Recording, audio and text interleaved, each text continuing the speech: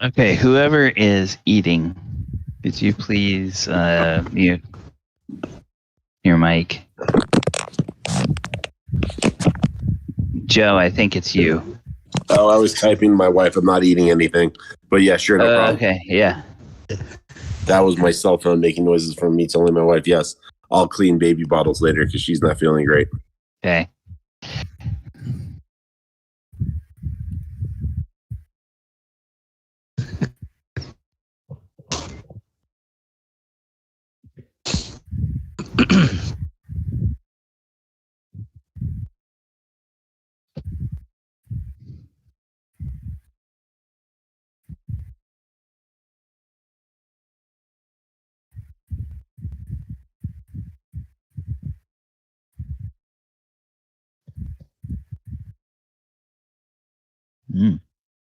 EM, are you on? Let's see. Yes, you are there. I'm gonna roll a d6. Okay. For my hit points. That way, and I was doing that earlier. Yeah. You don't have to roll. What is your hit dice is D6, right? Correct. Okay, so we're just adding you get 4 okay. plus any Constitution bonus. And there's none. Okay. Okay, so yeah. What would it be for a D10? It would be 6 plus Constitution bonus. Okay, that's what I did. Thank you. Yep. And so we're doing the averages, right? Yeah. Okay, perfect. I'm following the 5th edition model of averages, which is take the midway point of the hit die, add 1 to it, and then add any Constitution bonus. So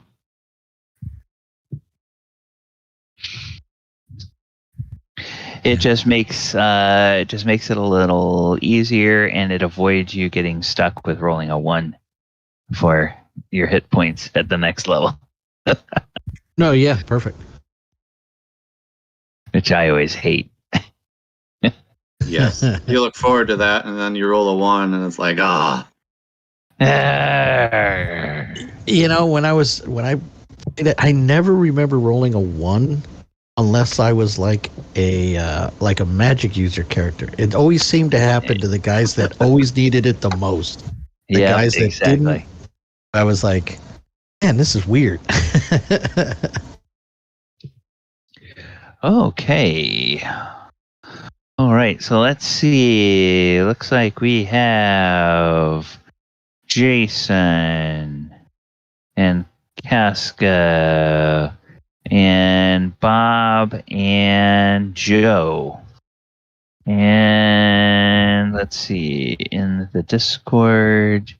Okay, we have Jera.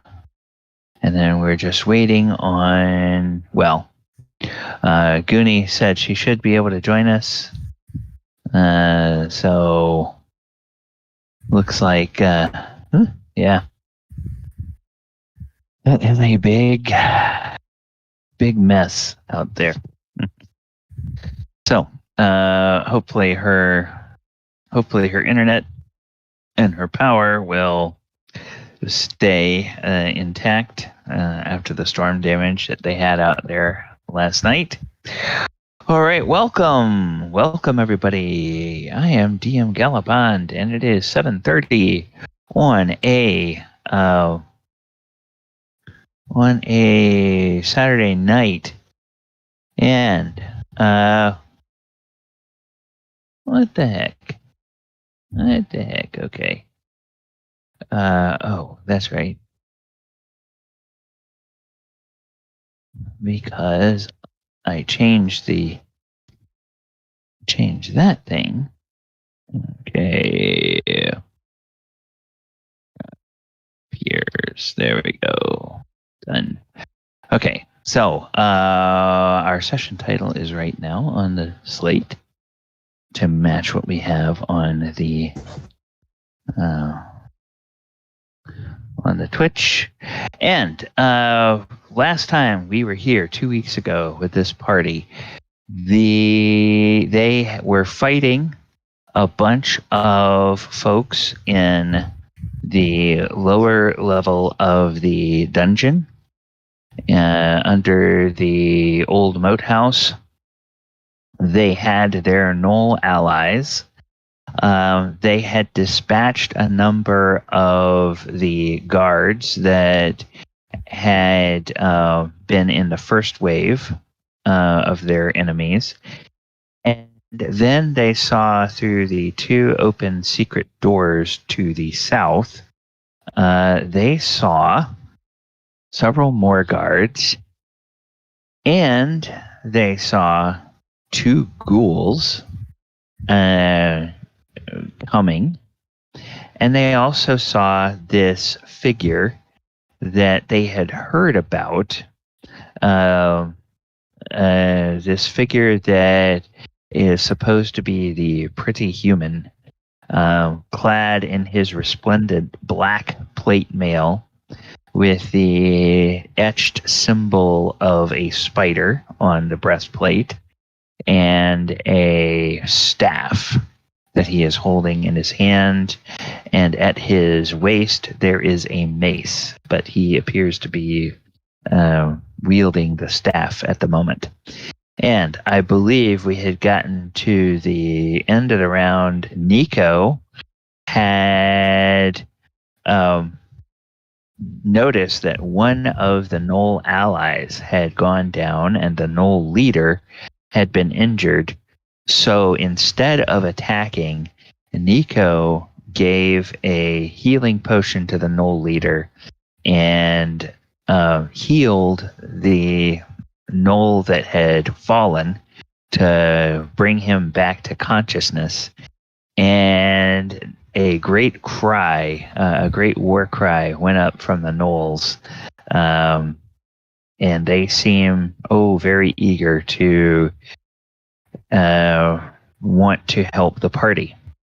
So before we go to the next round, I need to roll initiative for the other people that are the new combatants.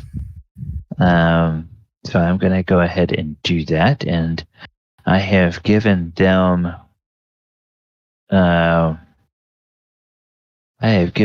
each initiative factors according to their weapons that they use.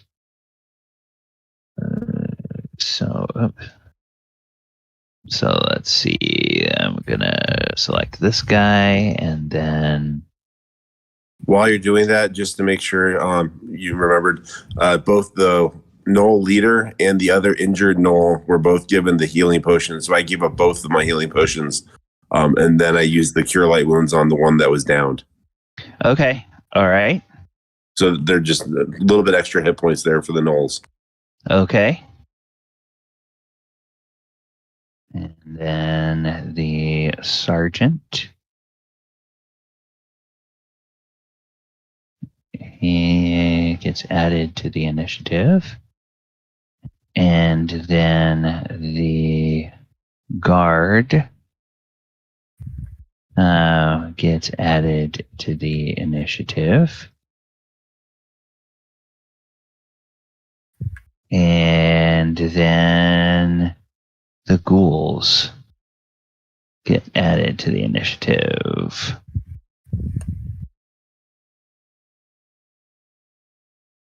All right, so then we go ahead and we put this in ascending order.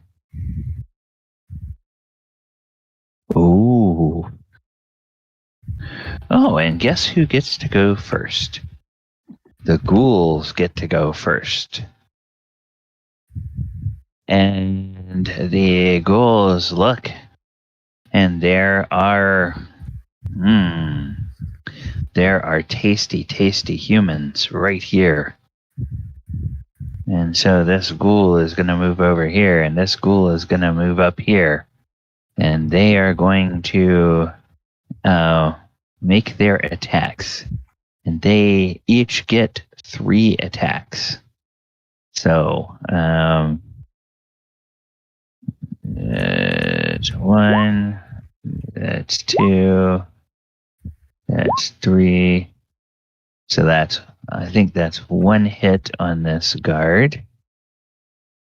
Let me double check. Come on. Yep, that's 1 hit on this guard. And then for the other ghoul, that is 1, 2, 3. 1 hit on that guard. Okay. Well, so the second guard only has to deal with bite damage. So that's just simple damage. Takes 4 points of damage from that, which is enough, in fact, to kill him. So this ghoul begins feasting on this guy.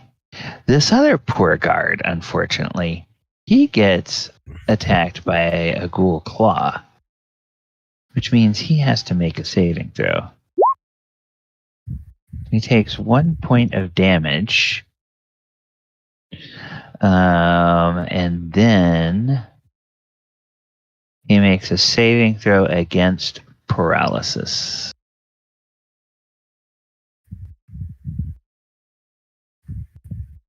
And okay, 8. He fails. So this guard is now paralyzed. What's a good one for paralyzed? I'll just say that. Okay, so he's paralyzed. So that means he can't do anything. All right, Talon. You notice. Well, I guess you don't notice because you're hidden over there. But Yeah. you have heard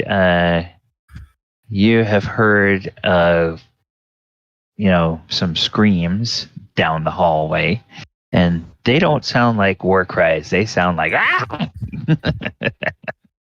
And then one of them gets cut off in a gurgle. So what would you like to do?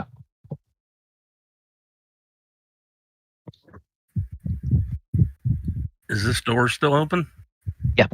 Both of the secret doors are open Um, at this point, which is why you can see what's going on down there.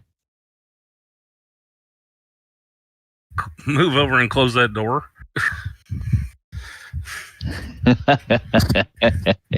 Okay. I I That was thought the gonna door be was the closed course last of- time. Yeah, I thought that was. We took our 1 shots at at this guy, and then I thought I moved back, and then we were shutting the door because I think that's what I left off at. That we were going to try to bar the door or whatever, so that we could gather. Oh, okay. So, all right. Well, we'll say that. At least we'll this say- door. Now that door might still be open, but I know Yeah. this door. I ain't messing with this door. Yeah. Okay. Okay. So, Talon, I'll tell you what you notice as the rogue. You notice that the door on this side. So in the corridor side, it's just a normal door with a normal handle that can be opened. This side in the chamber here is the side that it is hidden from. There, so it's More it's difficult to intended. bar. Yeah, it's intended to be opened from this side. Normally. So you can try to do something to make it harder for people to get through the door. What would you like to try to do? Well, I don't know that I have anything to do anything with. Hold on. Would our battle tactic be just sit here and wait? Well, I would say if somebody has spikes, we spike the door shut. If possible. Well, yeah, it's your turn. Do you have any spikes? I do not. So I am just going to move out of the way so that Okay. I will not be in the way of somebody who does have spikes. Okay. But I will say we're going to spike that shut. So All right. And anything else, Nico, or for Talon? no, that'd be it.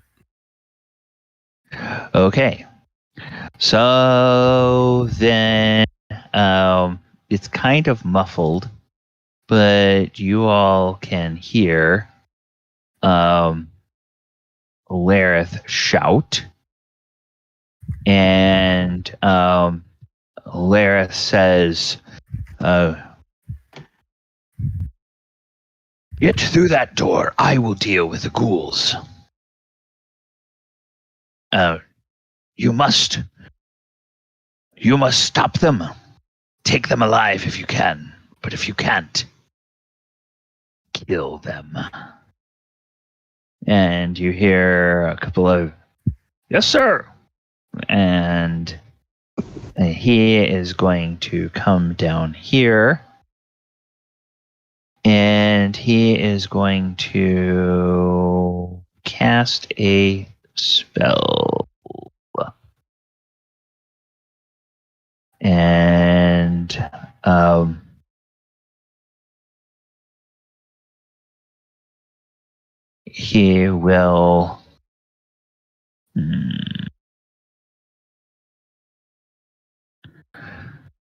he will put a spell upon himself. And then he will say something that you guys cannot hear through the door. And then he will get in position up here. The next thing that happens is Quint, what is your dexterity? Dexterity is 13.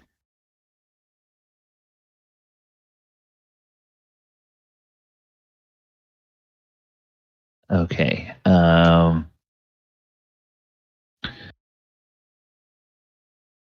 Okay. Oh, whoops. We're gonna do that, and then we're gonna do that. Okay, so we're gonna put Quint. You're actually gonna act ahead of the sergeant. Okay. Why are there two sergeants? I don't know. Okay, you're gonna act ahead of the sergeant. Okay. So we shut that door there, right? Or did it stay open? Okay. Nope, it's been closed. Okay. I'm just gonna out of the way and take up position back here. I know we got a bunch of allies in front, but I'm gonna give myself some room to maneuver. So we'll go out that way and wait and see what happens. Okay. Then the sergeant will bark some orders, and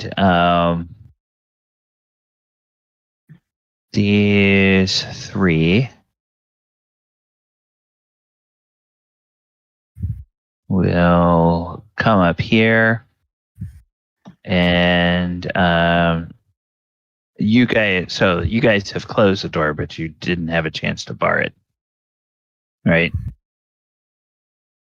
Because nobody's spiked it yet. Correct. The last Okay. action on the last game was me coming through. I just told them to close the door when the knoll came through, but we weren't able to bar it yet. Okay, so the door opens, and the sergeant and one of his men are right there, and they will. Oh, well, the sergeant will, and the one guard will make attacks on the gnolls. So the sergeant will attack AC 11, and he misses. The guard will attack. It's an AC 3. Ooh, that hits. And he deals 6 points of damage. Ooh. So it's not enough to bloody the gnoll, but the gnoll is injured. And then this guy back here, he appears to only have a sword, so he cannot get through to attack anybody. So that is their turn. And the gnolls.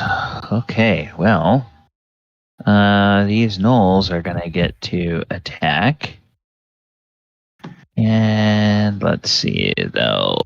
They have javelins, right? Or did they have crossbows? I can't remember which one had what. They have battle axe and longbow. Okay. Yeah. So the three right up front will use their battle axes, and two of them are going to attack the sergeant. Armor class 9 will miss. Armor class 13 will miss. The other one is going to attack the guard. Armor class 8 will miss. And then these guys will kind of fan out. 1, 2, 3, 4. And then kind of go over here, 5 and 6. And then they'll they're gonna have to make attacks with a penalty. So they basically need to hit an armor class 0 to hit that guy and an armor class 1 to hit that guy. So that's 1, 2, 3, 4, 5, 6. 3 of them going after the sergeant, 3 of them going after the guard. So the ones going after the sergeant, looking for armor class 0. Miss. Miss. Miss. And the one's going after armor class 1. Miss. Miss. Ooh. Miss. Okay. If it weren't for that congested thing, a couple of those would have hit. All right. Well. Okay. And Garm. Garm, you are up. You have a guy standing right next to you. I want to move here and throw darts at him. Okay. All right. Because of his armor, you'll be faster than him. So go ahead and throw your darts.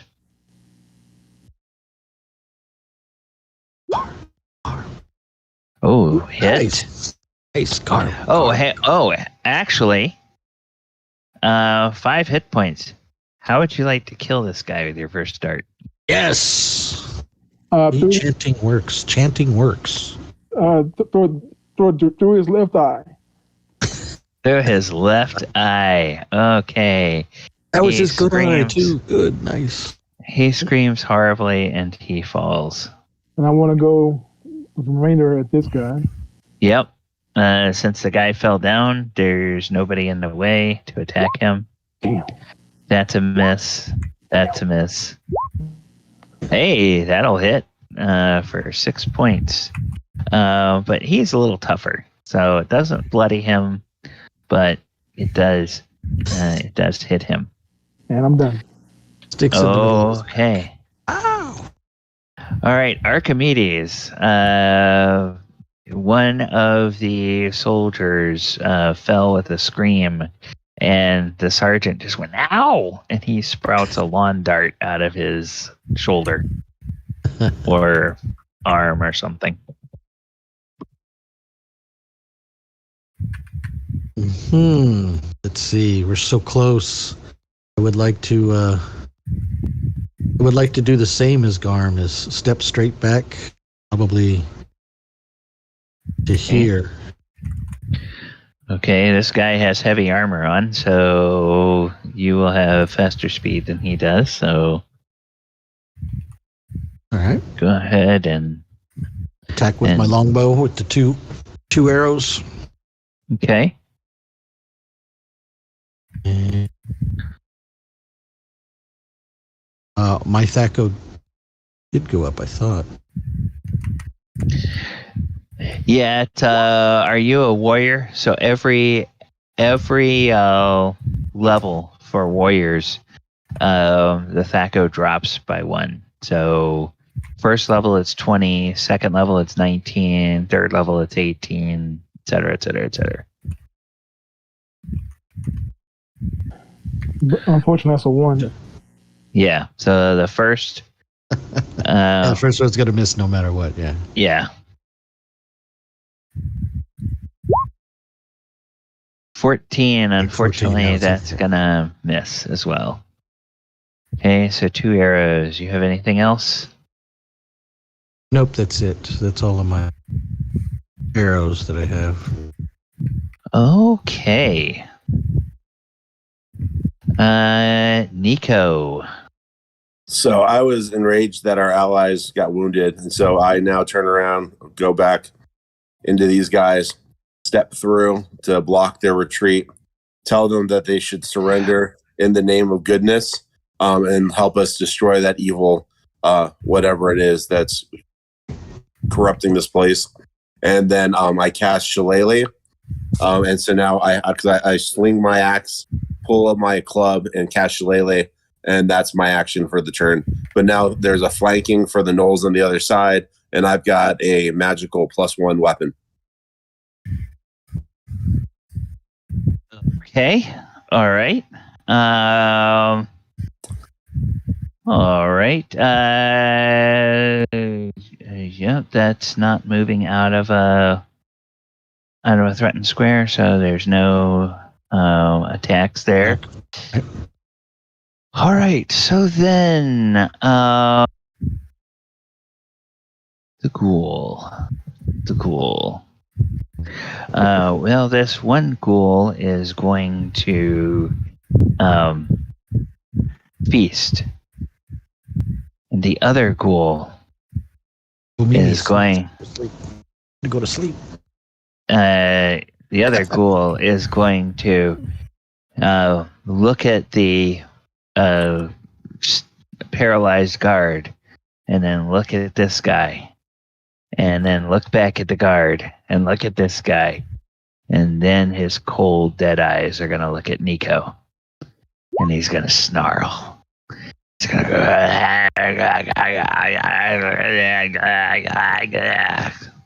run up and try to attack Nico. So he gets 3. Yeah, okay, so 3 attacks against Nico. Claw. Hits armor class 15, so that's a miss. Claw. Armor class 17, that's a miss. Bite. Armor class 2. I'm a -1. Yes. Okay. Well, then, yep. That is going to miss, and he just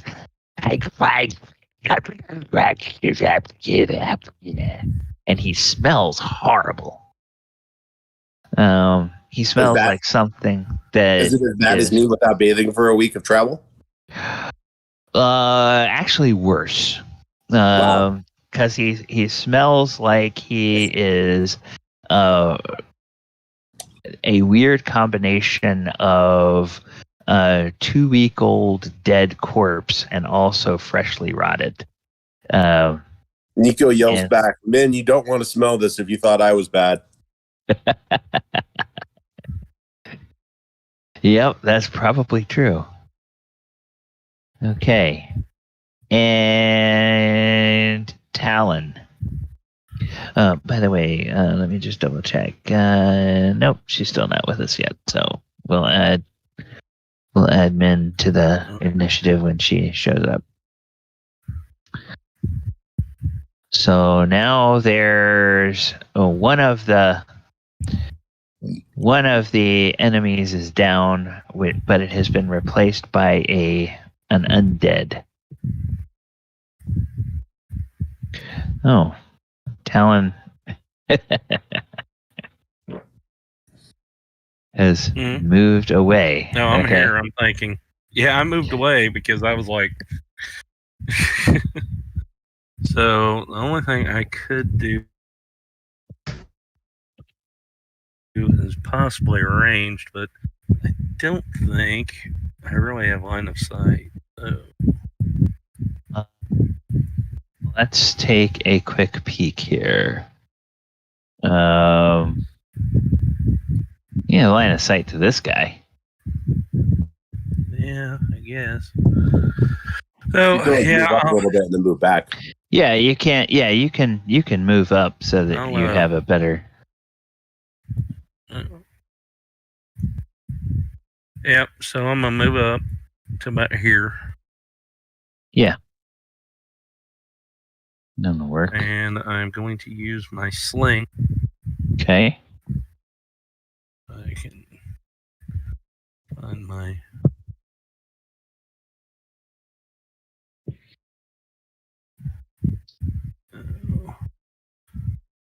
Weapons.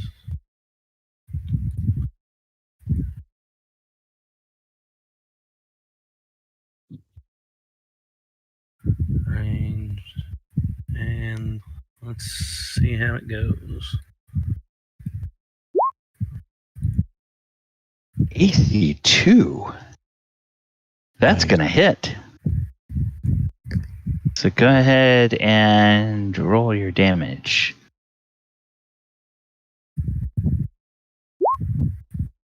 Two damage.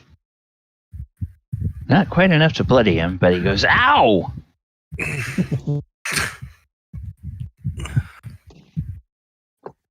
What warrior says, "Ow"? Anything else? No, that's my turn.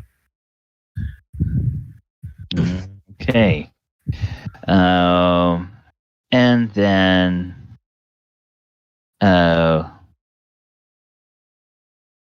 Lareth strolls up. Uh-oh. And he looks at Nico and he says, "Oh, another member of the clergy. Oh, it will be so nice to bring the mistress another servant of the faith. I think it is you who should put your weapons down. In fact, he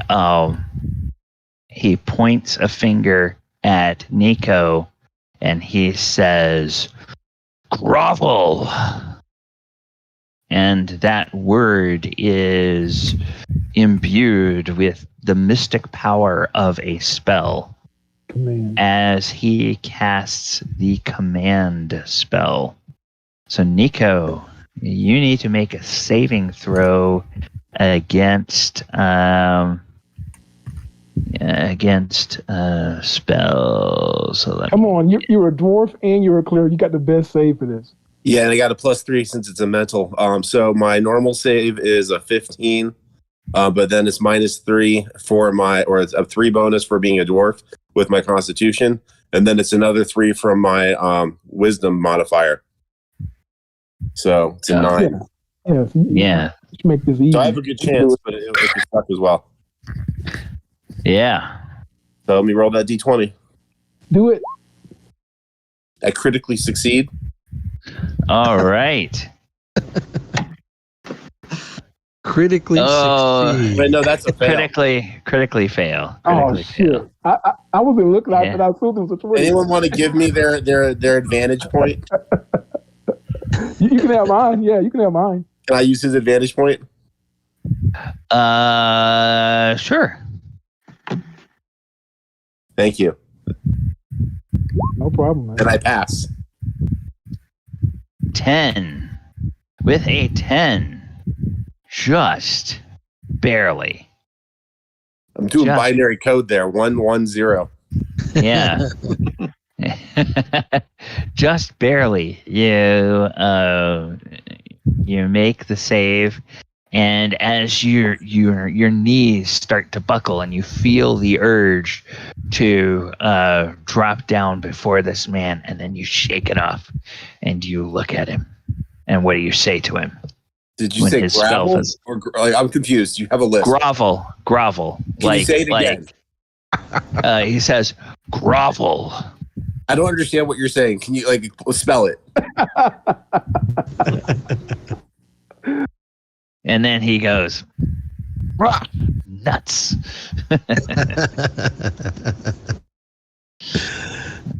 And so, all right. So did he just waste 2 command spells because he tried to do it? No. No. But he does feel bad about himself.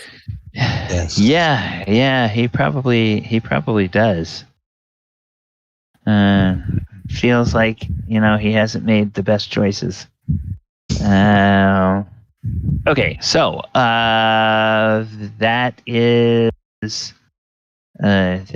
his turn because he chose to cast a spell. Quint. I'll tell you what I did. I'll make you the same offer I made the Knolls. Because of the congestion there in that hallway, I gave the Knolls a -4 on their ranged attacks to try to hit that. If you go ahead and take the -4, it'll ensure you don't hit the Knolls, but you might have a chance to hit the targets, and you have 4 targets. Yeah. The You can sergeant. move here. And have line of sight. Yeah, you could move up there and have line of sight on the guard Yeah, captain if you wanted to do that. That's what I was thinking. Trying to eliminate that penalty there. Yeah, And that'll work. take a couple of shots at him.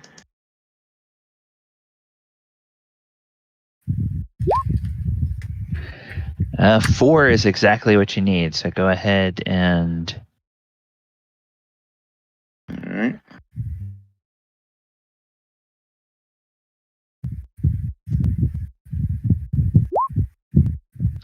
four points of damage. Okay, now with that arrow, he is bloodied. Okay.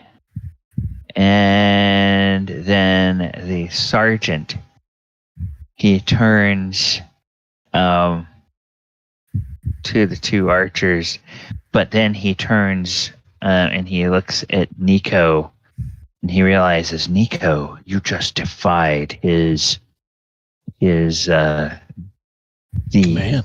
the commander that he practically worships and follows. Nobody does that. And so he is going to attack you.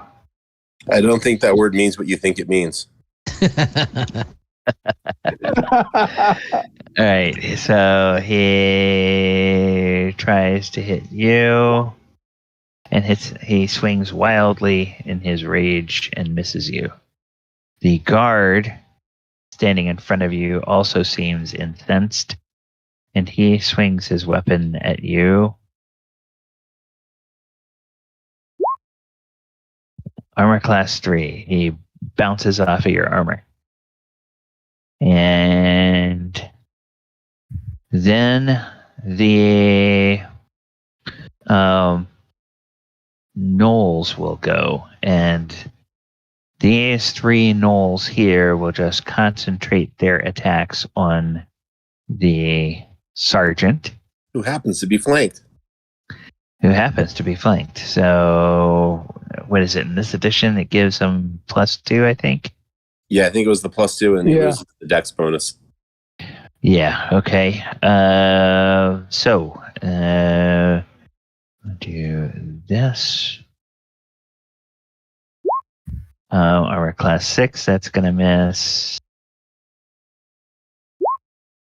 Oh, armor class -3, that's gonna hit, and then the last one, armor class. So that's 2 hits.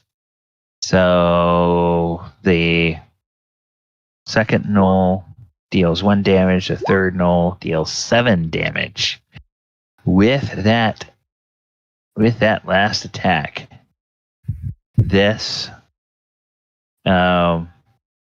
sergeant screams horribly and dies. Aww. And Clangadin praises you, my brother Knowles. And then the rest of the gnolls, They will convert. Take this minion regular guy, take him alive, drag him back. And two of them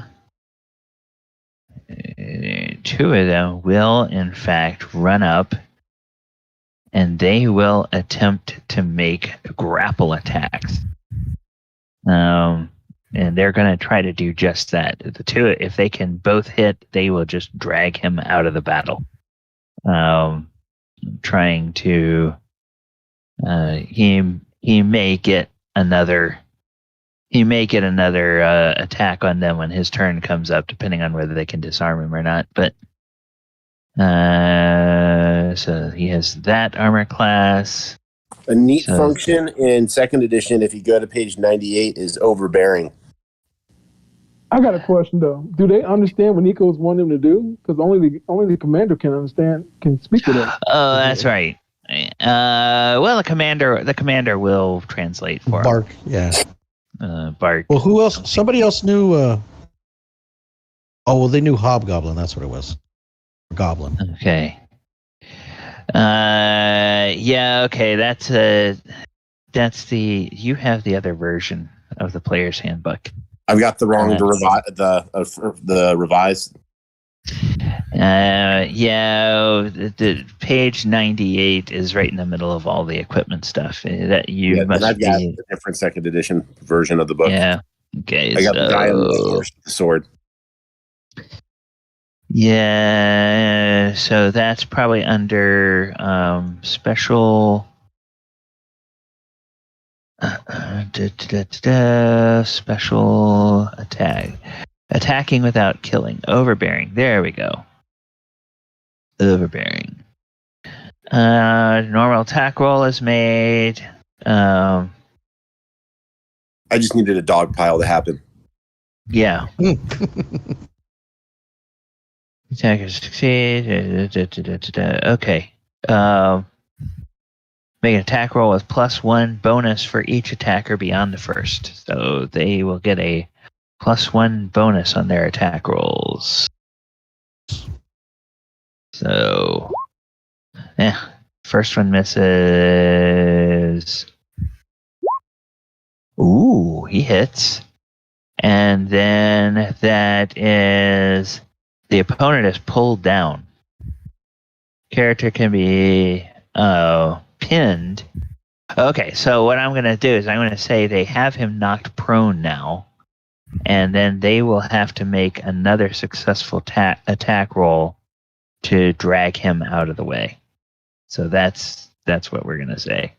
But he is now prone. So the guy in front of you, Nico, is effectively no longer a threat. The guy there? Yep, that guy there. And then the last four, or the last three, the last four gnolls, they will attack with bows. Actually, this guy's going to move so he can get sort of line of sight. And two of them are going to go after the ghoul, and two of them are going to go after Lareth. So, two of them attacking the ghoul, and they're going to get penalties for firing through the melee. That's an armor class 9. An armor class 14. And then these other two guys going after Lareth. They probably don't have a chance to hit him because of his armor class, but we'll do this anyway. Because they don't know anything about that. Yep, okay, so. That is, unfortunately, they all miss. Garm. Okay, now, you've got a bunch of allies in the way. The fortunate thing is that you can move through an ally space, but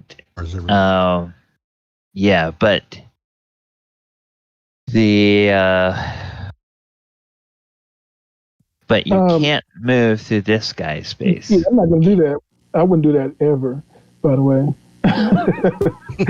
I'm gonna back up and I'll take the -4 for a call shot at this sergeant. At this well, they're trying to obey this guy, aren't they? Yeah, this guy is prone, so he's not in the way. So your valid targets, depending on your line of sight, are either the ghoul or this leader here. So you're going after. Yeah. So I'll back up and maybe I can roll a 20 or something and hit the pretty guy. Okay. I'll take the -4 if you would. Sure. I'm thinking I'll need a 20 to hit him. Just for flavor, Nico's like, Garm, I need you. Gar.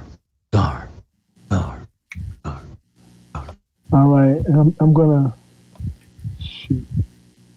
Normally I take my +2 on damage, but I'm gonna go for the +2 to hit to try to get a better strike on him. Okay.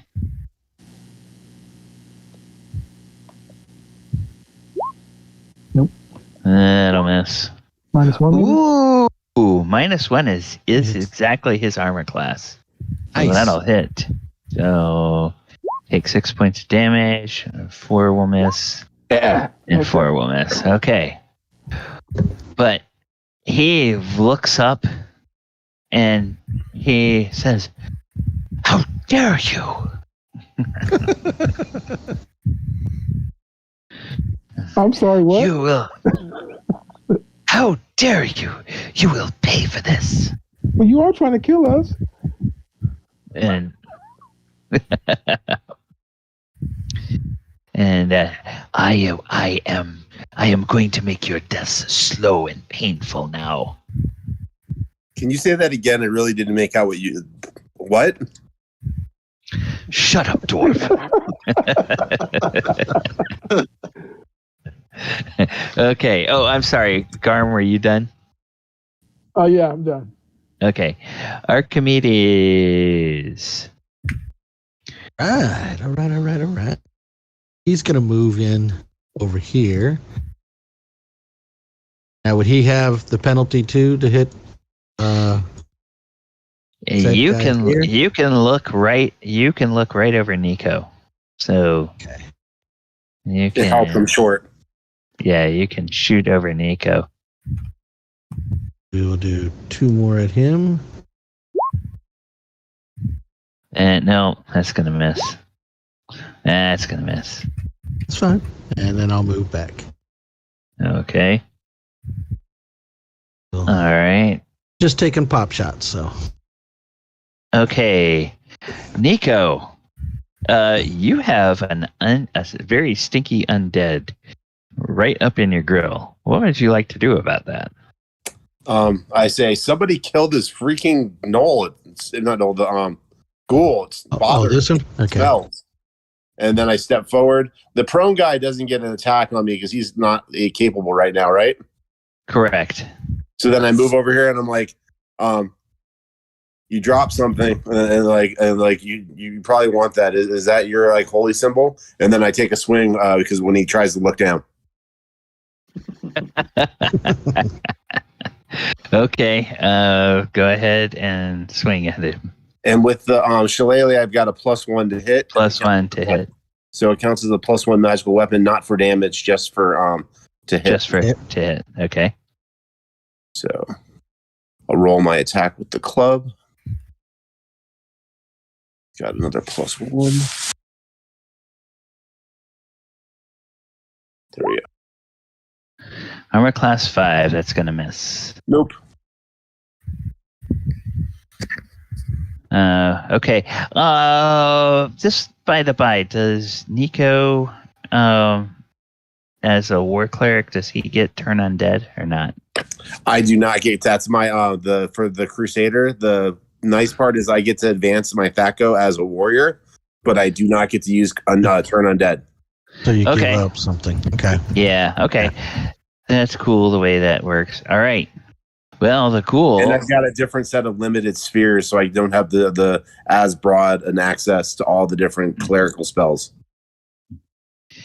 The ghoul turns with its dead eyes, follows you as you go around it. And it's going to try to make 3 attacks on you again. So, claw. And claw. And bite. Ugh, miss. I'm happy I made a tank class. And Lareth goes, damn. The kind that holds water? I understood you that time.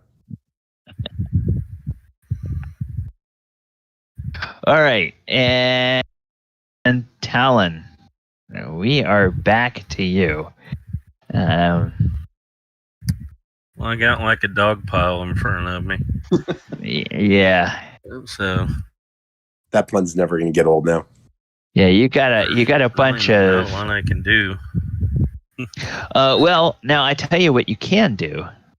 You can go through an opponent's space, and we can flavor it as you could run between the legs of one of these gnolls, get like here, and then try to attack. And since this guy is prone and being grappled, he doesn't get any opportunity attacks. So if you wanted to get here and use a sling attack against the ghoul, you could, and then you could scoot back out of the way. Yes, please kill that ghoul. Okay, I will do that then. What happens?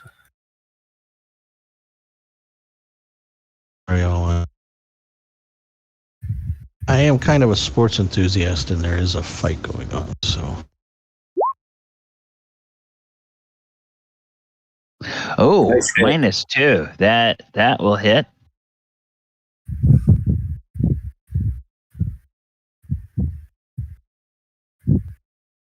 Go ahead and roll your damage. 3 damage. Okay, so did you hit the tin can, or did you hit the? No, ghoul? it hit the ghoul. Perfect. All right, and then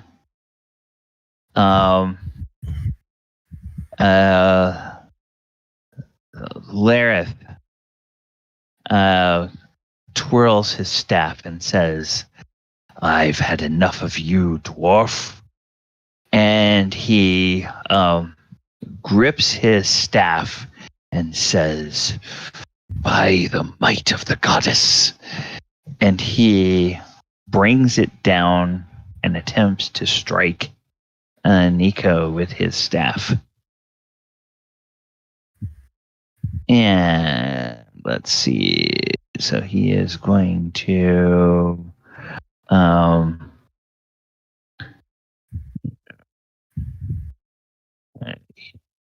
try to make a hit there.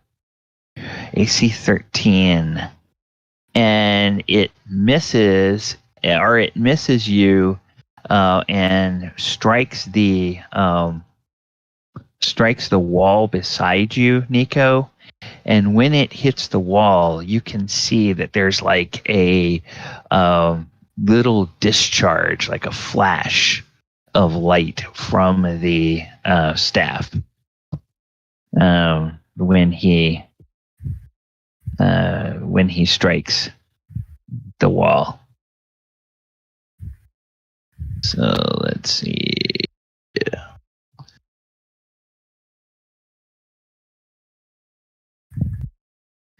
That is going to be his turn. Quint, you are up next. All right, Quint's going to do like the others and come over here and take a couple of shots at the ghoul. We want to put an end to this abomination of nature and take that out. Okay. -1 will hit, and 4 will also hit. Right.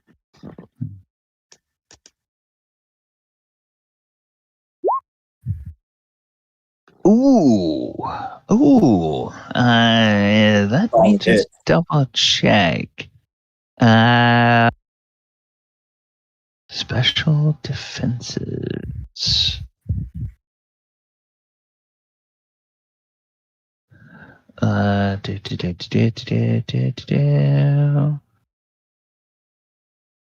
Okay. He takes all of that damage. Quint, how does your second arrow kill this or destroy this ghoul? Just a shot to the head and it dropped it. Okay. Nico, this ghoul is there and it sort of shudders, and then as it's glaring at you, like half of the shaft of an arrow just comes out through its nose, and it just sort of and it crumples over. Nico's like, gross. I got ghoul snot on me. That's gross. And then just is like, oh.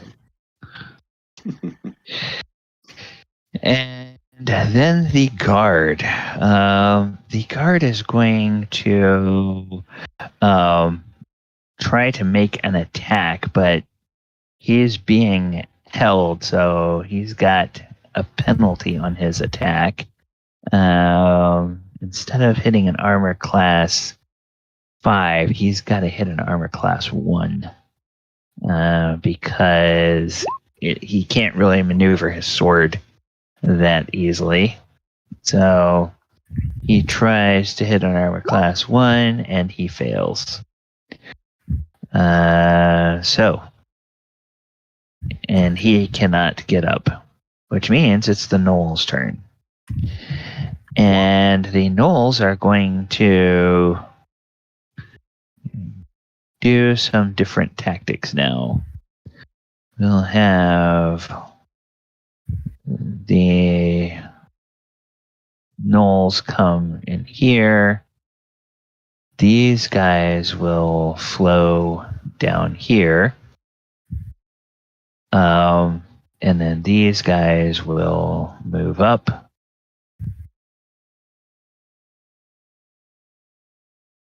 And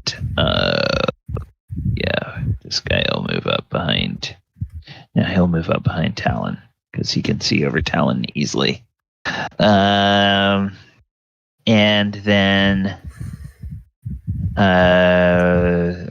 this one and this one and this one and this one will all try to drag the soldier out of the way.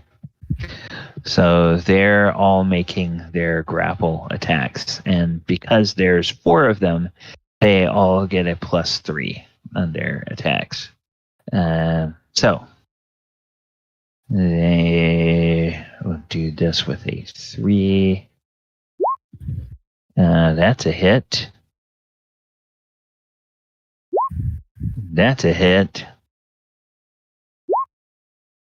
That's a hit. That's a hit. So these guys kind of as a unit, they just sort of drag this guy back up here. And now this guy is not only prone,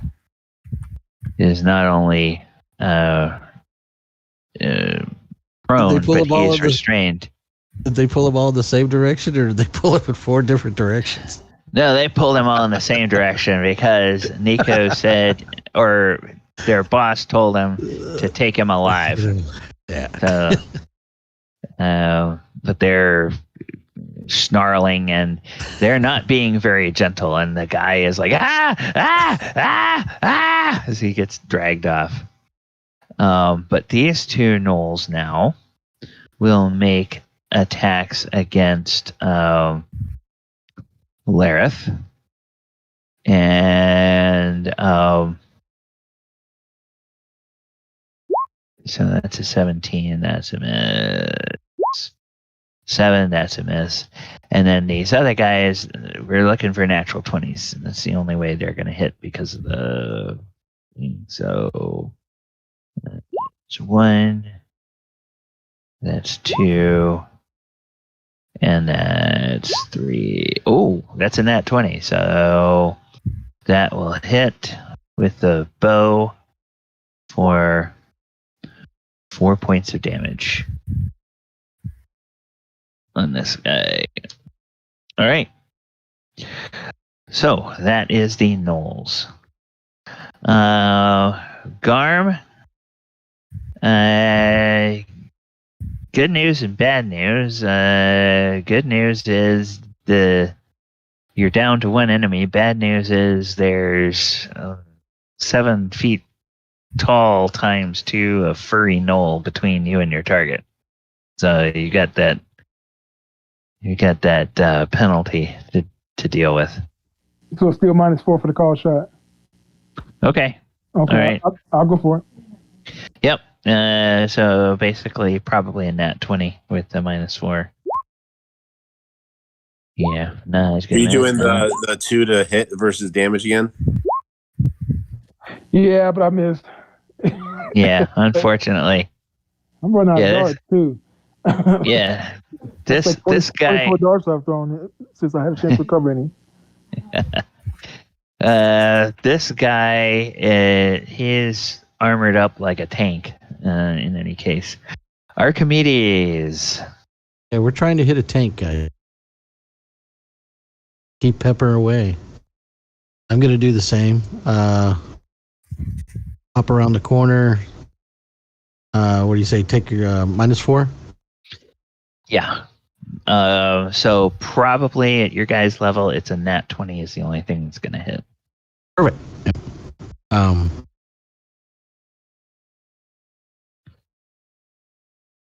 Between his armor class and the penalty you're taking. We need the gnoll leader to get on this guy. He should have a chance.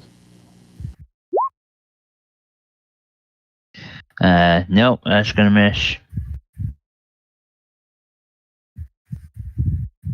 Wasn't there another ghoul? I mean, I know it's eaten, but Yeah, and apparently, whatever the guy did, it didn't dissuade the gnoll from continuing to eat. Nico, as you look down the hallway, you can hear the sounds of and just sort of spatter of blood every now and then. Yeah, nothing like a good dinner. And then this other guy is just standing there petrified. Okay. So Archimedes.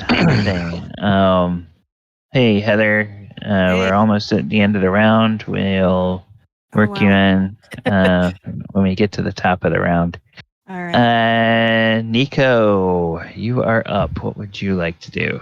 You have this guy right in front of you. And hey, your Knoll leader is right next to you who does understand common. I step to the side and I say, grovel, and then I hit him with my club. He's flanked now, so I've got my +1 from strength, +1 from the shillelagh. My Thaco normally is an 18 now, and then he loses his dex bonus and the whatever is +2 to hit now. Yeah. Or minus. So should I when I roll, should I just do the +1 in that modifier thing? Let me make a real quick thing here. Okay, so you get +1 from your strength, which should automatically +1 from the magical weapon, +2 from the flanking, and then from his dex bonus, go ahead and give yourself an extra +2 because he is not going to be able to use that. Ooh. You still need to hit a -1. Yeah, that's still pretty good for only rolling 10. Yeah. So. But let's see. Is your Thaco correctly computed there, or have you changed it? Because it seems like it's still a 20. Is that right? 20 minus 1d20. It should be 18 minus 1d20, right? It should be 18 minus 1d20. You need to change your Thaco on your sheet if you're. I did it on the one thing. Where do I change it? If you go into your, let me pull up your. I've got it. It says calculated as an 18 warrior, unless I did it wrong somehow. Yeah, base Thaco is 18. Are you clicking on a weapon on a hit or die next to your weapon though? Yeah. Oh, okay. Hang on. You have a weapon penalty. Oh no! Wait! No. Sorry. You are proficient with those. Never mind. So wherever your weapon is, there's a Thaco under it too. If you look at it, it goes. Oh, I didn't know that. Yes, I've been using the wrong Thaco this whole time then. Yeah. Yes. So change that number for each of your weapons that you have listed. So that would have hit two. That would have gone 2 lower. Yeah, that's right. Okay, Good so -1. So all right. So go ahead and roll some damage for your. I need to use the regular dice roller thing for this because it's 2d4 and not the normal club damage. Okay. 1, 2, d4. Yeah, 2 points. 2 points. Hey, well, that's 2 points more damage than he had. You don't get a plus the damage from your strength? Does strength apply to that too? Because I got the +1 damage from my strength. Yeah. So it'd be 3. Yeah. So when you write that out, do /R space 2d4 +1, and that. Okay, I see what to do now. Yeah, okay. That'll calculate the strength in there for you. All right. And that is the end of the round. Okay. So, Min, go ahead and roll initiative. And we will add you to the turn order.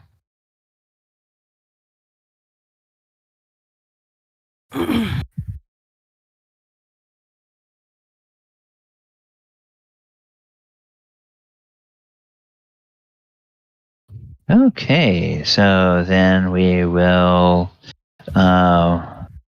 once again put that in ascending order. Okay, and the ghoul is going to It's done the other one. the ghoul is going to look at this other guy, and he just is going to sense the fear, and the fear makes him hungry, and he moves over and he starts to savage this guy, And since he's paralyzed, I think Ooh, it's easy. Yeah, isn't that coup de it's- grace? Coup de grace. yeah, I think it is. So he Salute. just, yep, he is just, he can't even open his mouth to scream. That's how bad it is.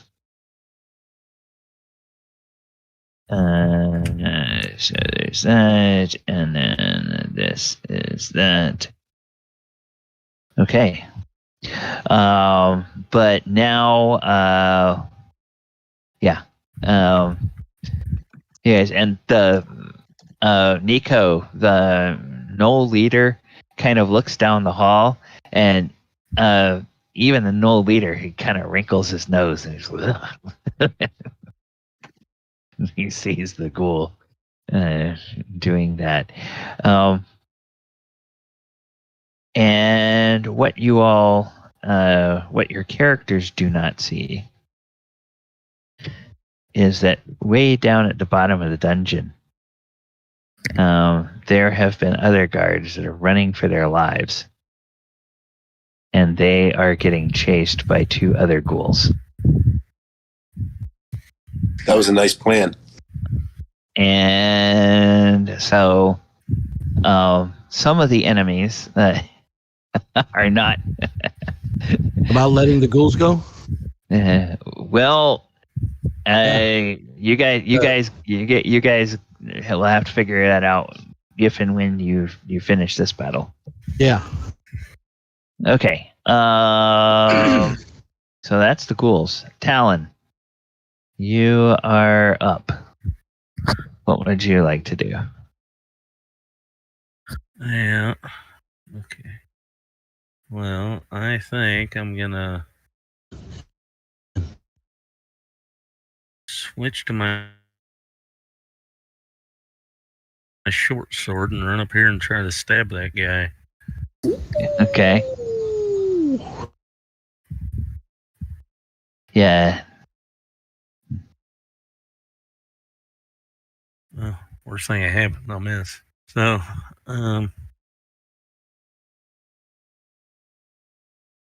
Always a natural 20. There's always a natural 20. yeah. Nope. Nope. Now he is pretty much surrounded, so if you want to, you can try to get away. Well, I might just move right back here. Okay. Pop All right. in and out. Okay. And then Lareth is up. And Lareth says, I am very tired of this by the power of the goddess. And he seems to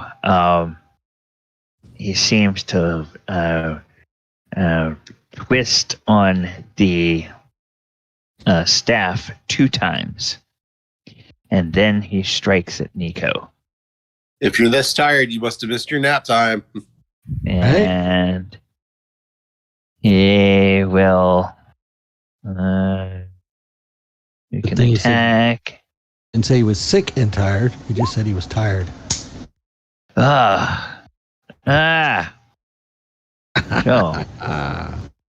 And that's another miss. Okay. He just may have to. What? Do you worship a goddess or just some like picture on a wall? Is it real? And then he just sneers at you, and he gets an evil smile. And Quint, you are up.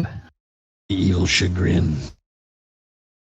All right. Now he's gonna run over here and take a couple of shots at that guy with the -4 penalty. Okay. So basically, nat 20 will. Oh, that's a nat 20 that hits. So Nice. go ahead and roll some damage. we want? Oh, well. That's it. 1 damage. Okay. We're all being All Piece right. at a time. Piece at a time. And then That's and then right, we're all- gonna move over here. all Okay. being artistic around this. Just chip away. It's Death a by 1,000 masterpiece. cuts. That's it. Okay. The guard cannot do any more struggling, and he is effectively out of the combat. So I'm just going to take him off of the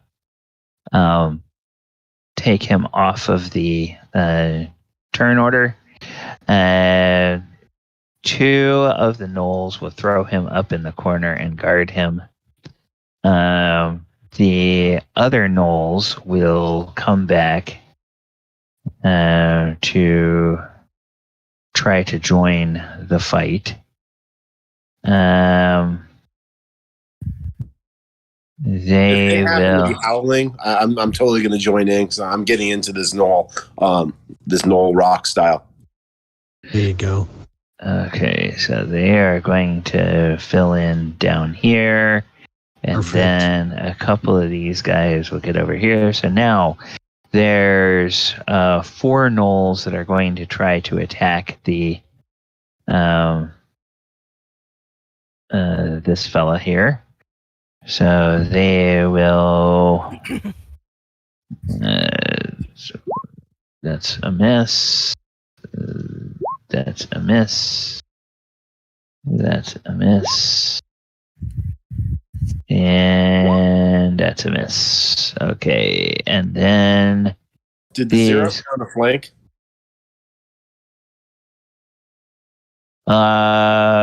No, it didn't. Didn't. So that would be a hit.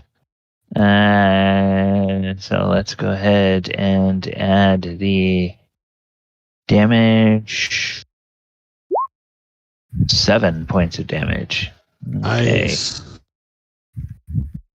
Which one was that? Because he gets a bonus pay. I guess it would have been this guy here. Nice. And does So, the node leader have the same THACO as the other nodes, or is he better? he's got the same THACO. Oh shit! Yeah. It's in pack monsters like that. The leaders, they some of the races like gnolls, they just get more hit points, and better weapons and armor. But otherwise, they have the same combat capabilities as a regular gnoll. Then these guys with the things I keep forgetting, they should get 2 attacks with their longbows. So there are 6 arrows incoming. 1, 2, 3, 4. Just looking for a nat 20 because the thing. 5. Oh, hey, there you go. So There it is. Yes. Nice. 6 points of damage from an arrow. And with that 6 points of damage, your enemy is now bloodied. Nice. Okay, so I finally got him below half hit points. All right, Garm, throw a Garm. dart. Garm, throw a dart. Throw a dart. Garm, throw a dart. And that mouth shut. Ooh, nat 20. That's a 20. Yep. Nice. So that'll be. Okay, so go ahead and roll. Oh, 4 damage. 4 points. 4 nice. damage. All right. And Min. Okay. Man. If you have a ranged weapon, there is 1 valid enemy on the board.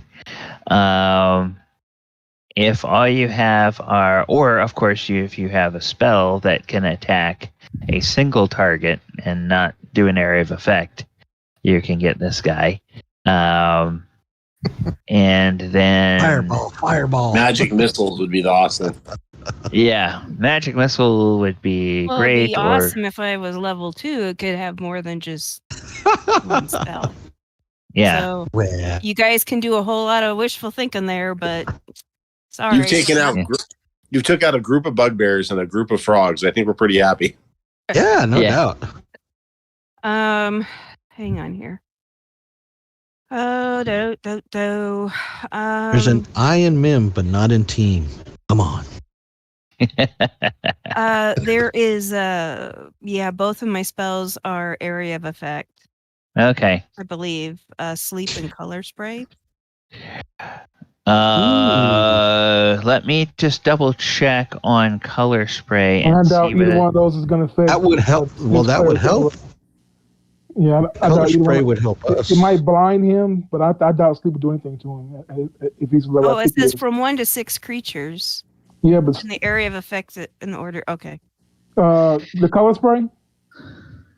Yeah. I would think that would give us advantage or anything, or like Color spray might be to blind him. He's going. But the sleep won't do anything to him. I don't think. I don't think sleep would do anything to him. gives allies a +1 or something. That would be nice.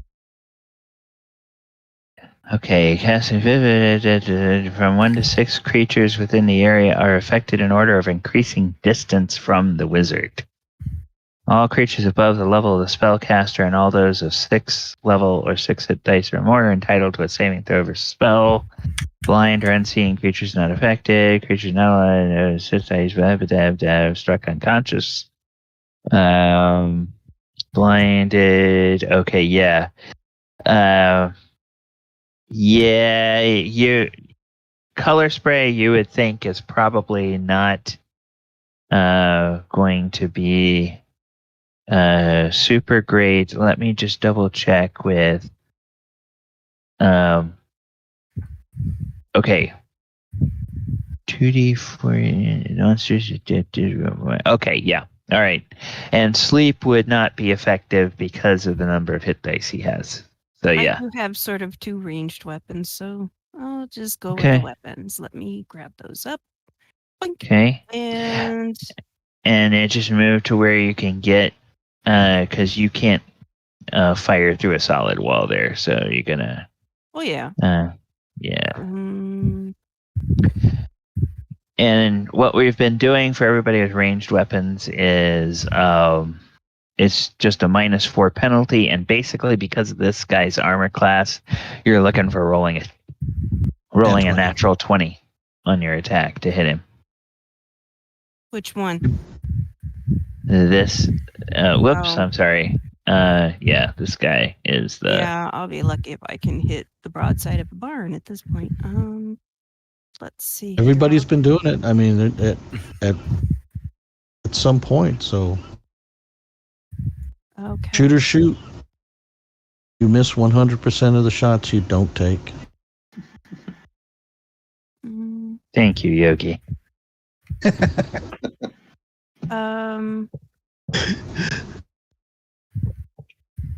Sorry, I'm trying to figure out.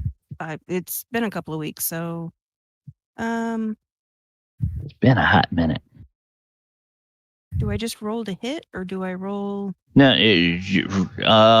next to your weapon, hit that little button that says Thaco, and that will roll to hit. And then if it hits, you roll the damage. Oh, okay. That's not So- what I wanted.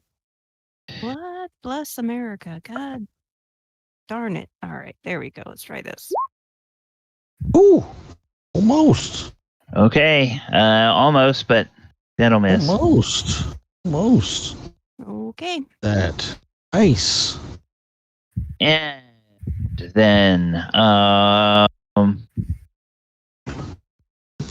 we'll go ahead and we will go to Archimedes. So Archimedes, what would you Gonna like to bounce do? around. He'll do the same. Same 2.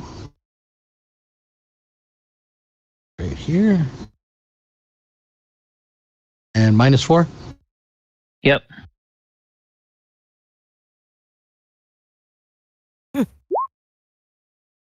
Oh, no, that's not going to work. You see a 20. Oh, going the opposite way. Yeah.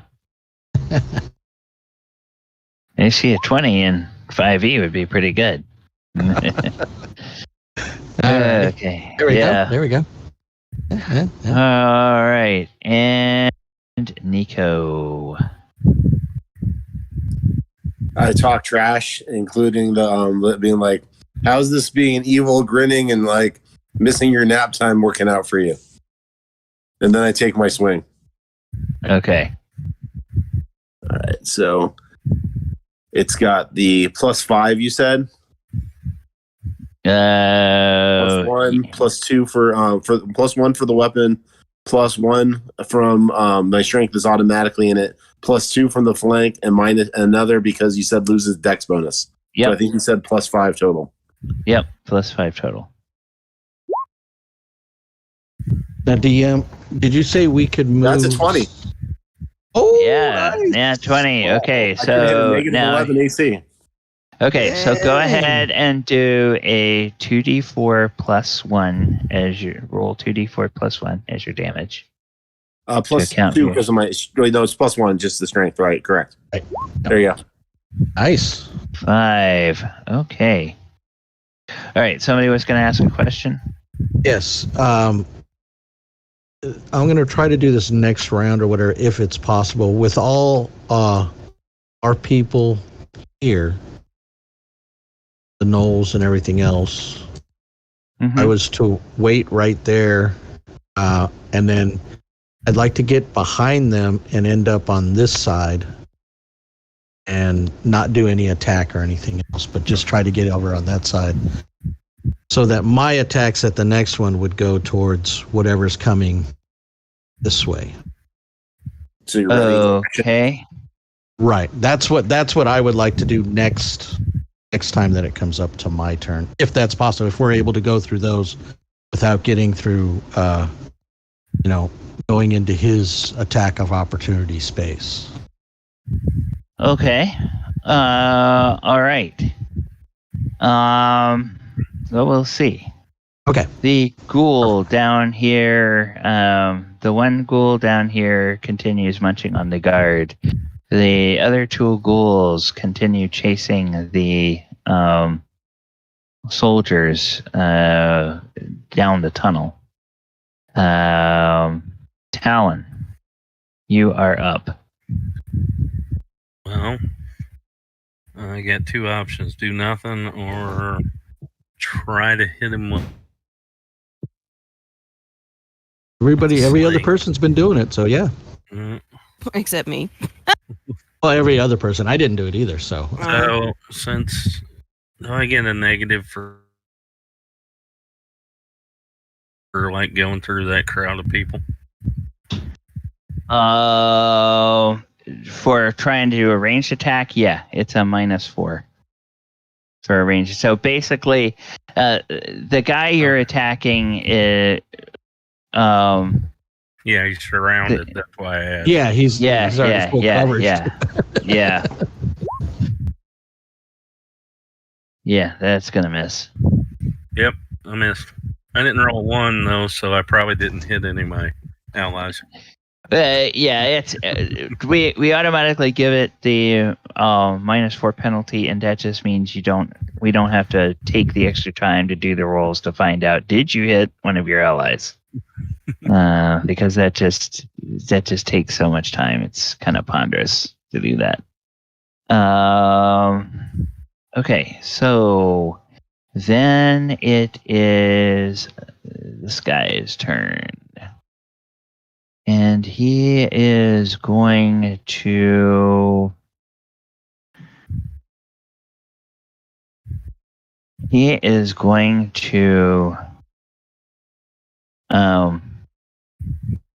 turn towards Nico,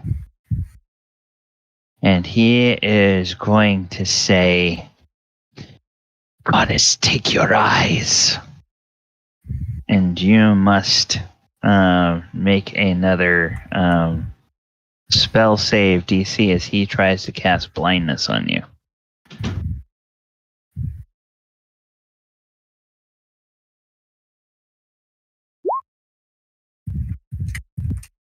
Okay.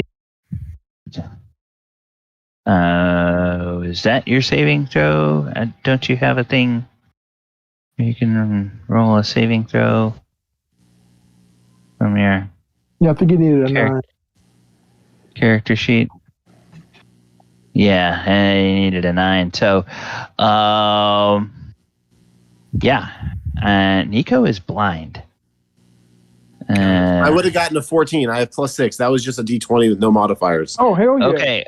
Well, roll it from your character sheet instead. Oh, of I'm sorry. rolling I had the other thing open, so I rolled it from there. Yeah. But on saving throws, things like Sure. that, go ahead and roll it from your character sheet because I'll in go to that that way right it's now. clear. And then I got to put in the +3 because the wisdom one doesn't apply unless it's a. Well, if it's not a wisdom one, doesn't apply. It's only the +3 because that's not a mind control one. Right. It's let's see.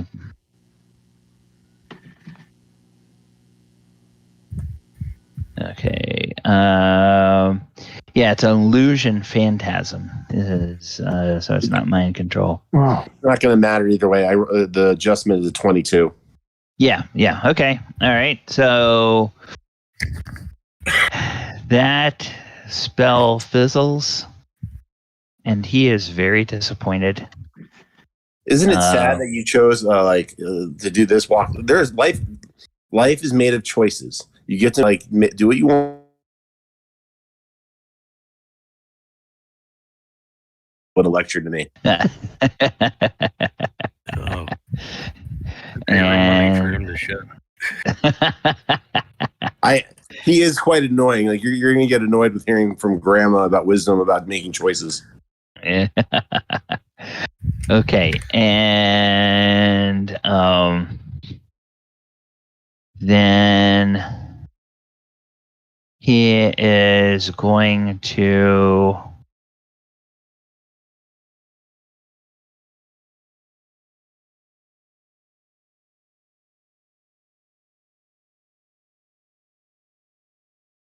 would try to do at this point. He is going to try to flee. No, man. Can you do that the same round he cast the spell? Yeah. He can move. Yeah. Oh, okay. Can he move through our squares because he's surrounded? So instead of attack of opportunity, but do we get to grapple? I thought that you don't get to move through an enemy square. You know what? You don't get to move through an enemy square. So he's kind of screwed. But he is defiant. His Nico, you can tell his nose is most assuredly broken. He's bruised, cut, battered, poked, but he's still defiant. At least one or two teeth are missing now. He doesn't look so pretty at this point. He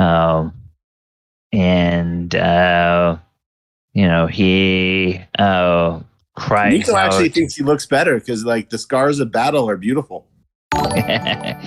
and he cries out at the end of his turn. He cries out, "Goddess, do not forsake me!"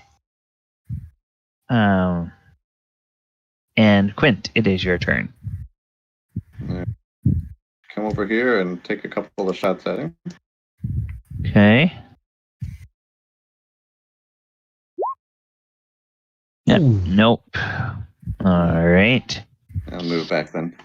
And then the gnolls will do their attacks, and they get +2 on these attack rolls. Actually, I think they get +4 because he doesn't get his dex bonus. So it's going to be 1, 2, 3.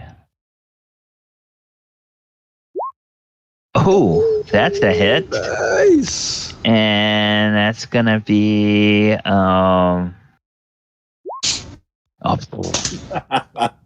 they're down to doing the 1 point of damage, but that battle axe takes another slice off of him, and And then the Resets the three. broken nose.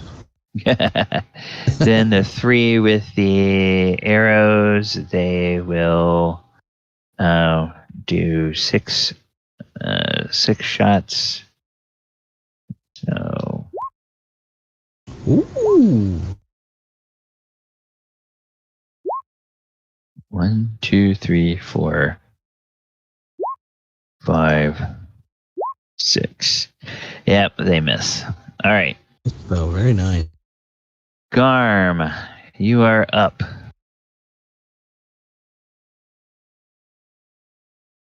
Gar, gar, gar, gar, gar. By now, the gnolls are probably able to make that sound. They're like making a Yeah. type sound. Yeah, they keep going. Garm, Garm, Gar, Garm, gar, Garm. gar.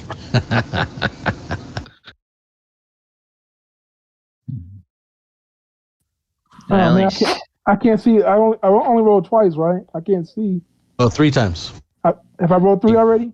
Yeah, you you've rolled 3. You already- got a 1 on the last one. Yeah, so You just need. budge. No. There you go. All right, 4 misses. All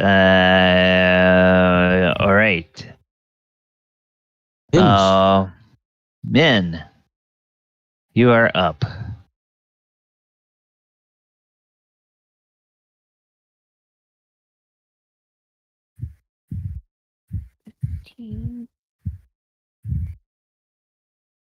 Now, can I pass through somebody's square on my way to somewhere?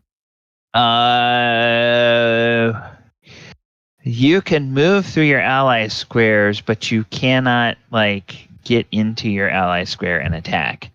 Like if I wanted to move here. Yeah, that's fine. Yeah. You could go there. You're still gonna. It's still gonna be a ranged attack and still gonna be at a penalty to try to hit this guy because you're. The guys surrounding him are the guys that are trying to do the most damage. So we're just trying to look for holes. That's it. We're just filling in the gaps. Yeah, it's gonna miss. Okay. All right, and okay, you can. Yeah, it doesn't matter. You can either stay there or move, whatever. All right, Archimedes, you are up. So yeah, he was going to try to go through all our guys just to get onto this side. Okay. So you can do that. Okay. If that uses up all my attack and everything else, then that's fine. That's all. I just wanted to be on this side of the combat. So that, 1 to help with the escape, 2 to help with anything that's coming up that way. Okay. No. Go ahead and take your attacks. Okay. Perfect.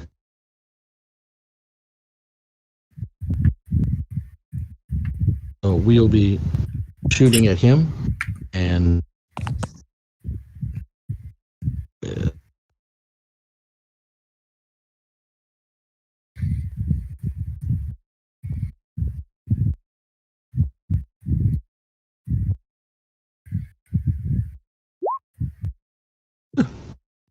Yeah. worse.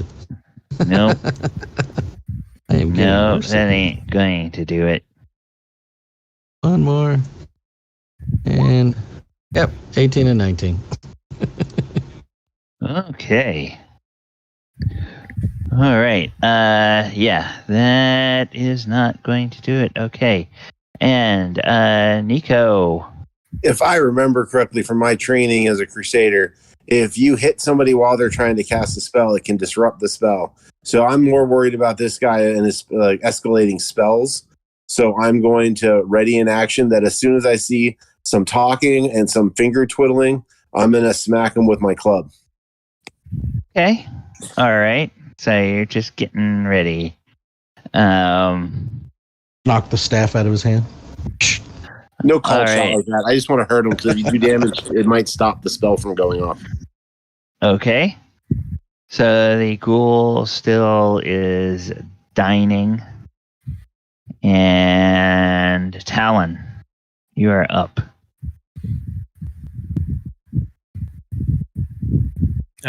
Well, I am going to try the same thing.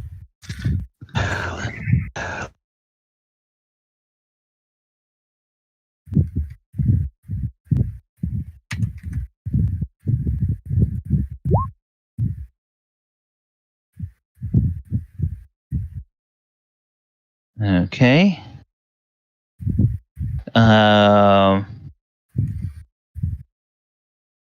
Ooh, not quite. Quite gonna hit. All right. So then, Nico. There's some finger twiddling. He starts to cast a spell. Ooh, and you miss. And the entire world, or at least as much of the world as you are able to perceive,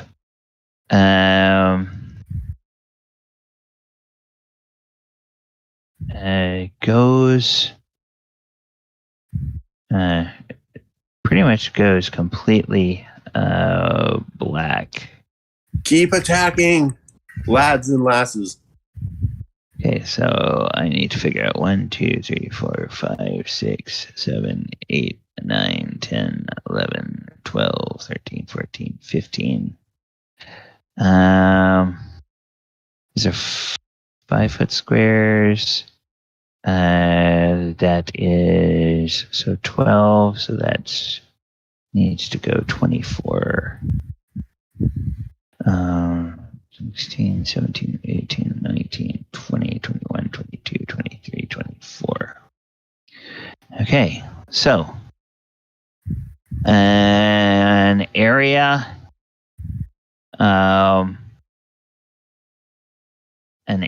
that is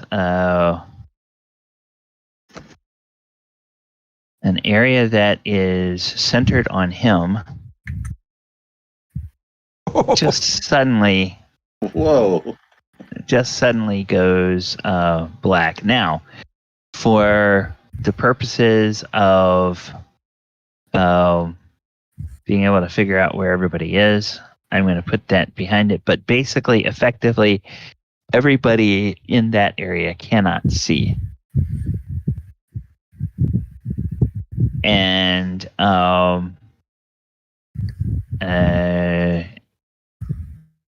the gnolls, their reaction is one of panic.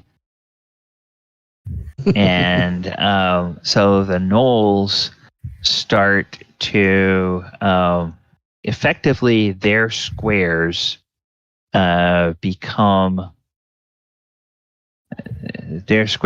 become like terrain squares. Would they have a chance to smell them because they're part hyena? They might if they think about it, but right now they just, they're freaked out. And so this guy. This is one of my proficiencies, though. Is okay. Blind fighting. Slots. Okay. Too, yeah. So, all right. But I would think since I'm not able to see, it's basically a feel and kind of deal. Yeah. I don't know what kind of deal that we're going to run into, other than if something brushes up against me, I'm gonna say, who is it, and have my sword ready. Well, the big smelly furry thing in front of you, is a gnoll. Right. But something in plate mail brushes between the gnoll and you. And Nico, I hope that isn't you. Nope. Nico is like, huh? What? Now, Nico, you don't have blind fighting, do you? as a I do not. I just have dark vision. I don't know how that works versus darkness. magical darkness. Magical darkness You is can't. different. You can't see through magical darkness unless you have a. In some editions, there are certain creatures or certain abilities like Devil Sight that will let you see through magical darkness. But most of the time, you're screwed when it comes to magical darkness, unless you can dispel it. And forecast continual light to negate it. This is where that light, the hypnotic light or the color spray might actually dispel it because it creates light in the area. No, it doesn't. Oh, it doesn't? Darn. Yeah. The only thing it's going to counter is a dispel or continual light. Yeah. So, Archimedes, now with your blind fighting, do you basically get, or let's see, what is your speed?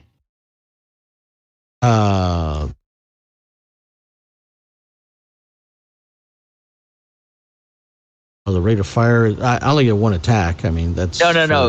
Your movement. Speed. Your movement. Look at your movement. Okay. Alrighty. So that goes over here.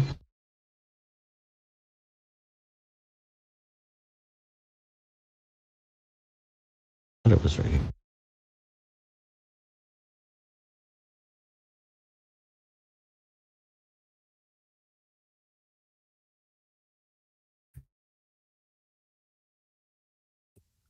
What race are you? Half elf. So it's 120 unless you're encumbered by your armor, which is why I don't wear armor. Yeah. So your base speed is 120, and then how much weight are you carrying? And it's equipment. Okay. And what is your based on your strength? How much weight can you carry before you're encumbered? Where is all that? Weight and everything is 40. Current weight is 42 pounds. Is what I'm carrying. Okay, and what's your strength? 11. Strength is 11. So let's go to ability scores. The ability scores strength. 11 weight allowance. Okay. Anything over 40 pounds, you're encumbered. So you are in fact encumbered, which means that you do not move faster than this guy. So he will clop down the hall. But the darkness goes with him, right? He casts it on himself or on that area? No, he cast it on the ground right where he was. Okay. So he just runs this way, and he pops out next to the feeding ghoul, and he barks something to the ghoul, and then he continues on and runs. Okay. And effectively, that means the combat is over. So, because there are no enemies left, and the ghoul kind of munches on these guys for a while and then looks at that darkness and kind of is, then he sort of wanders away. There it is. All right. So, before we figure out what's next, let's go ahead and take a break. I have 16 after. I'm going to put the music on. I am going to put the timer on for about 10 minutes. Hey, viewers, thank you guys for hanging out with us. We will be back in a few minutes with more of our session, and we will see what the players decide to do after the break. And if you guys have any questions for us, go ahead and throw it into the into the chat. Hey, Michael. Hey, John. Good to see you guys. Hey, Fork Puff. And we will talk to you in a few minutes. And DM, I found where all that stuff was on the base. Base is 12, overland 36, run speed is 360, weight of 40. Yeah. Base weight. Yeah, it's that base weight. If you were not Where am I? if you were not encumbered, if you were not encumbered, Okay. you would have been able to chase him and keep attacking him. Yeah. Okay. All right. So I'm gonna mute myself and I'll be back. Alrighty.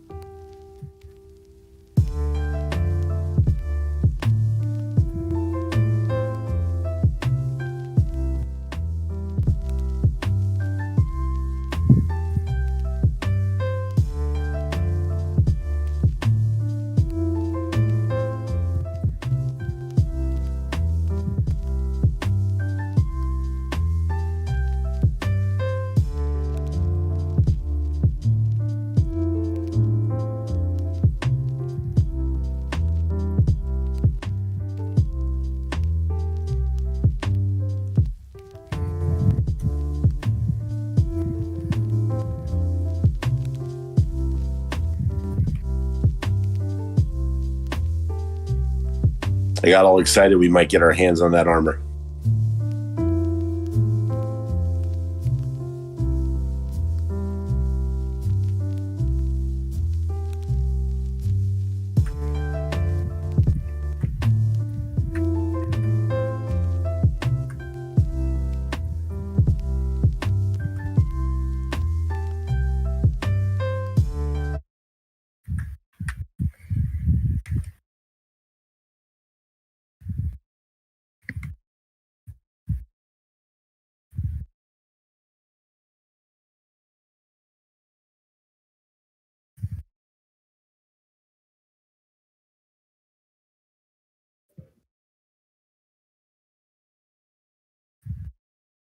All right.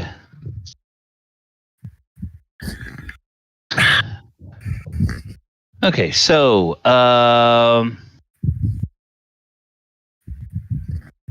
you guys, the world has seemingly gone dark. What would you all like to do?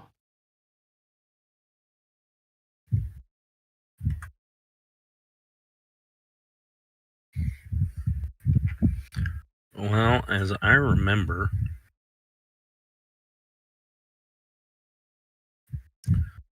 I'm next to the wall. So Okay. I lean up against the wall and then kind of feel back towards the way I came around the corner, so that hopefully if the gnolls bolt, I don't get ran over. So, Okay. So, All right. I So would assume somewhere over here. okay. So you try to make your way over there until you feel a wall. Nico, the gnolls are the gnolls that are yipping and everything, and the gnoll leader says, Nico, what we do? Make light come. Yeah, I'm not that kind of cleric. I hit things with magic and not make light. Follow my smell, and I try to find a wall. And I think I'm right next to one on my left. And as soon as I find the wall, I start walking slowly, like with my back up against the wall to my right. So I reach out with my shield on my left and clank for the wall, and then I put my back up against the wall, and I'll move to my right until I get out of the darkness. Okay, so on the map, you're intending to go south, right? I just randomly chose right or left, so yeah. So it'll end up being south. I'm not sure which way it was, so I just No. I mean, looking at the map, I know you're that's going down. Yes, you're that will going end up down. going south. Okay. Nico didn't intentionally choose south, and neither did I. Right. I flipped the coin, and I'm like, he's going to go with his left hand and move to his right. Okay. All right. Okay. He doesn't have blind fighting, so it was a 50-50 shot if he was going to go north or south.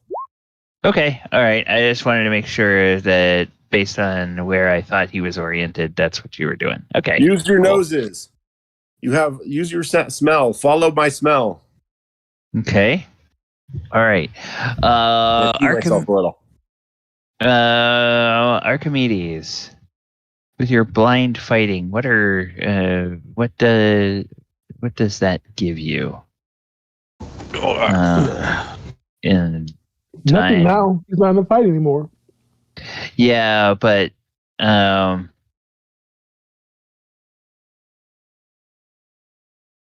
mean, it reduces. I think the penalty to hit. Yeah, I think it just reduces it by 2. I think that's all it does. In a fight, but now he's not in the fight anymore. Is that from one of those from one of the kits? Nope, that's in the PH.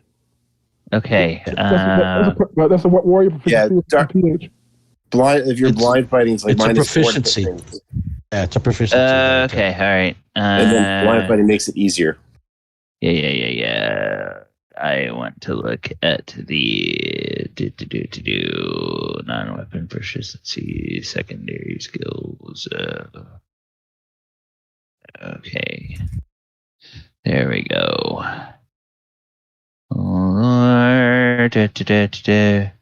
Astrology, blind fighting. Character is skilled at fighting conditions. Porter total suffers minus penalties.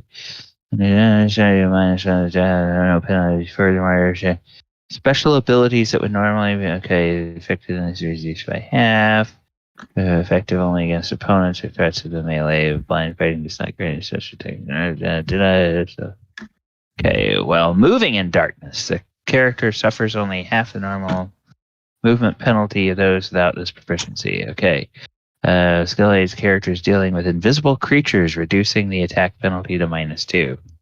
Does not enable the character to discover invisible creatures. Okay, all right. I was just trying to look to see what all of the secondary and tertiary benefits of that are in this edition. Okay, so you can hear Nico call out to the gnolls. Okay, so Nico, you can go ahead and start moving as you would like to.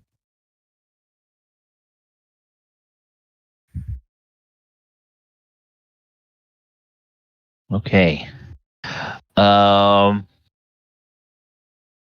Nico, make a wisdom check for me.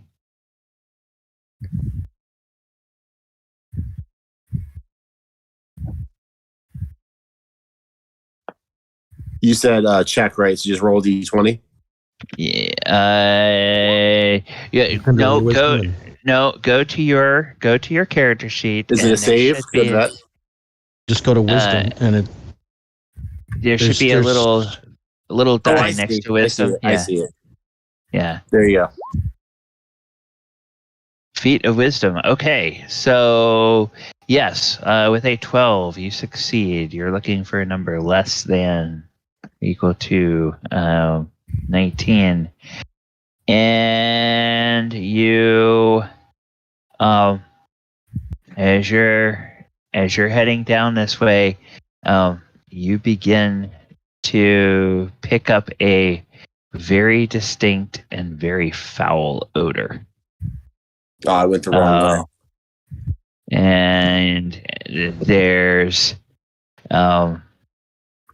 also kind of the sound of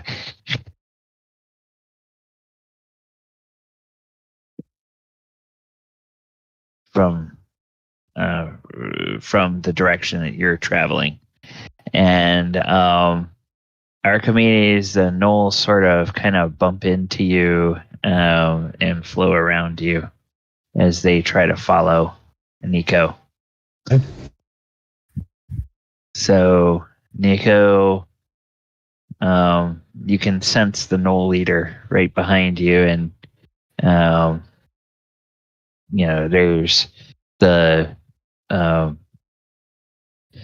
very soft padding of their gnoll feet. I'll say back to the wall. What is it? The gnoll leader hisses to you. And then he says, "Oh, smell dead things." Yeah, we need to get out of the darkness.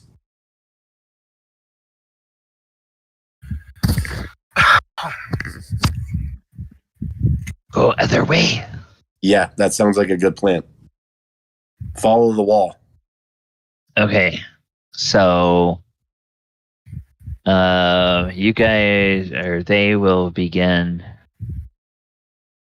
They will begin going the other direction. And again, Archimedes, they flow around you, and keep it going. Nothing to see here. Nothing to see. Okay. So Nico, you can slide up that way if you want to. Okay. And with your 19,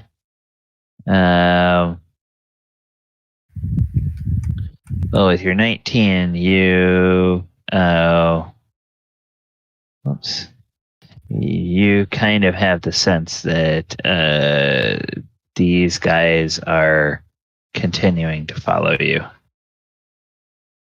Keep going to the along the wall. Eventually, we're going to get out of this if we keep following a wall. Okay. So, men, these big, tall, furry things that you realize are gnolls, they sort of bump into you and they flow around you. And they or Quint, same thing, as they kind of get over and try to find this wall. And then they come up to this corridor here. Archimedes, you can hear Nico stomping by. Nico, I guess, Archimedes, when you sense Nico there, would you say or do anything? Yeah, I would say, okay, so nothing's that way. We need to go back. It smelled bad the way I went, so follow the wall this way. Okay. Okay. I'll reach out my shield or my club, and be like, "Can you feel me?" I'll be kind of tapping with my sword, like a blind guy would with his cane. Yeah. Okay. All right. So, you guys can go. You hear giant being muttered under Nico's breath repeatedly. Yeah. Oh, giant.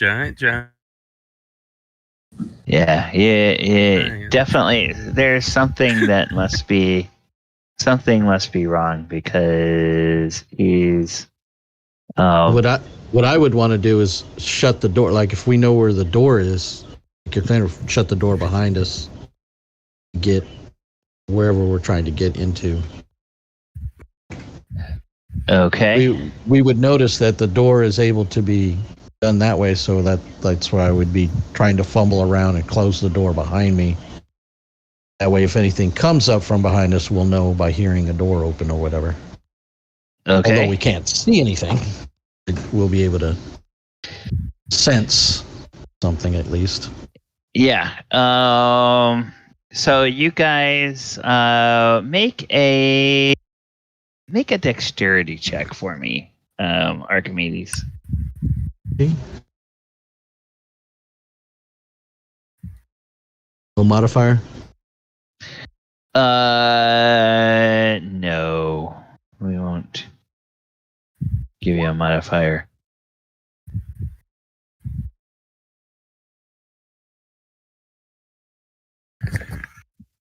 I'm going to say that your blind fighting gives you the ability to mitigate any penalties here.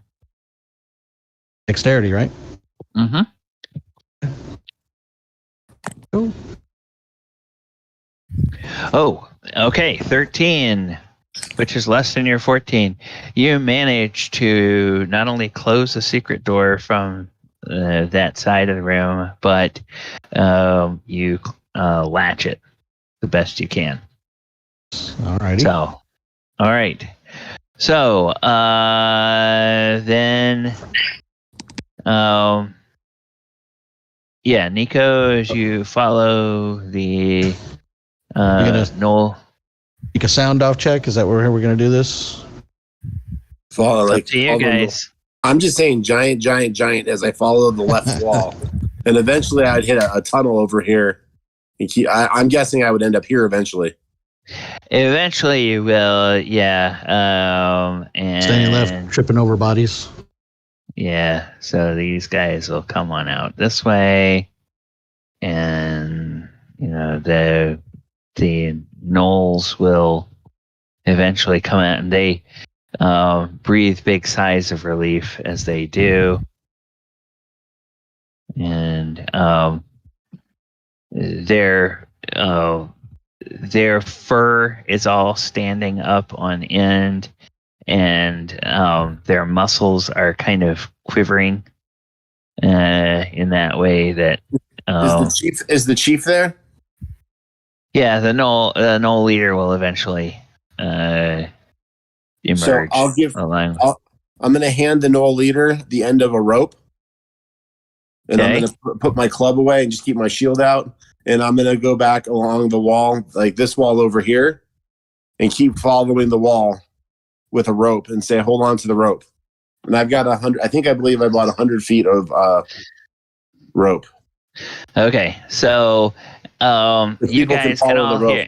Yeah, you guys can all hear Nico clanking and banging and calling out. So we'll say that since Archimedes succeeded in getting the door closed, eventually you guys can all emerge from the darkness and get back over into this corridor over here. Yeah, I'm not moving. I'm just waiting for the spell to expire. I know it can't go on forever. Okay. Well, who all is following the sound of I'm relatively wise, so eventually you're going to get hit with a rope because I don't think that room was more than 100 yards of rope. 100 feet. Yeah. Is he throwing the rope? I'm carrying it. He's wandering around the room and he's calling out, I have a rope. Come grab the rope. I'll pull you, and then follow the rope to get out of the darkness. And I'm following the wall in a clockwise motion. Eventually I'll find the guys with the prisoner. So, which you realize when you get up there, they are almost at the edge of the darkness. In fact, they swap around and they push the prisoner into the darkness so they can both be out of the darkness and at least see. And then you come groping up and out of the darkness. Then who had the rope? Nico does. Well, I'm gonna use my ears and my nose to try to find Nico. Okay. Actually, I'm on the corner. I know there's a corner straight across from me, so I would probably try to run to the next. Okay, Casca, that's what you're doing. Now, Min, say what you're doing again, because I couldn't hear you with somebody else talking. Sorry. Where'd Archimedes go? He's right by the door. Okay. Can I hear him or smell him? I don't know. Is Archimedes talking or is he listening for Nico? Is he waiting for Nico to come around with the rope? Archimedes? Did we lose him? Bob? You there? You're muted. Yeah, Bob, you're muted. If you're trying to talk, we can't hear you.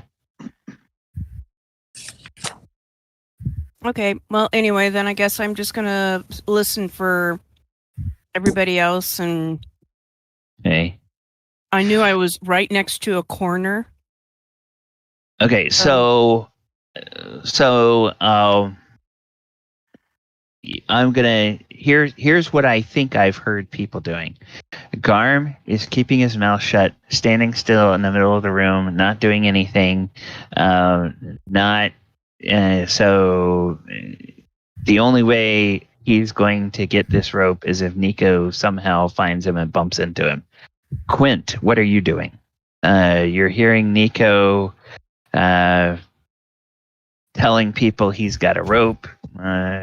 Follow the rope to get out. You can hear a general direction where his voice is. What are you doing?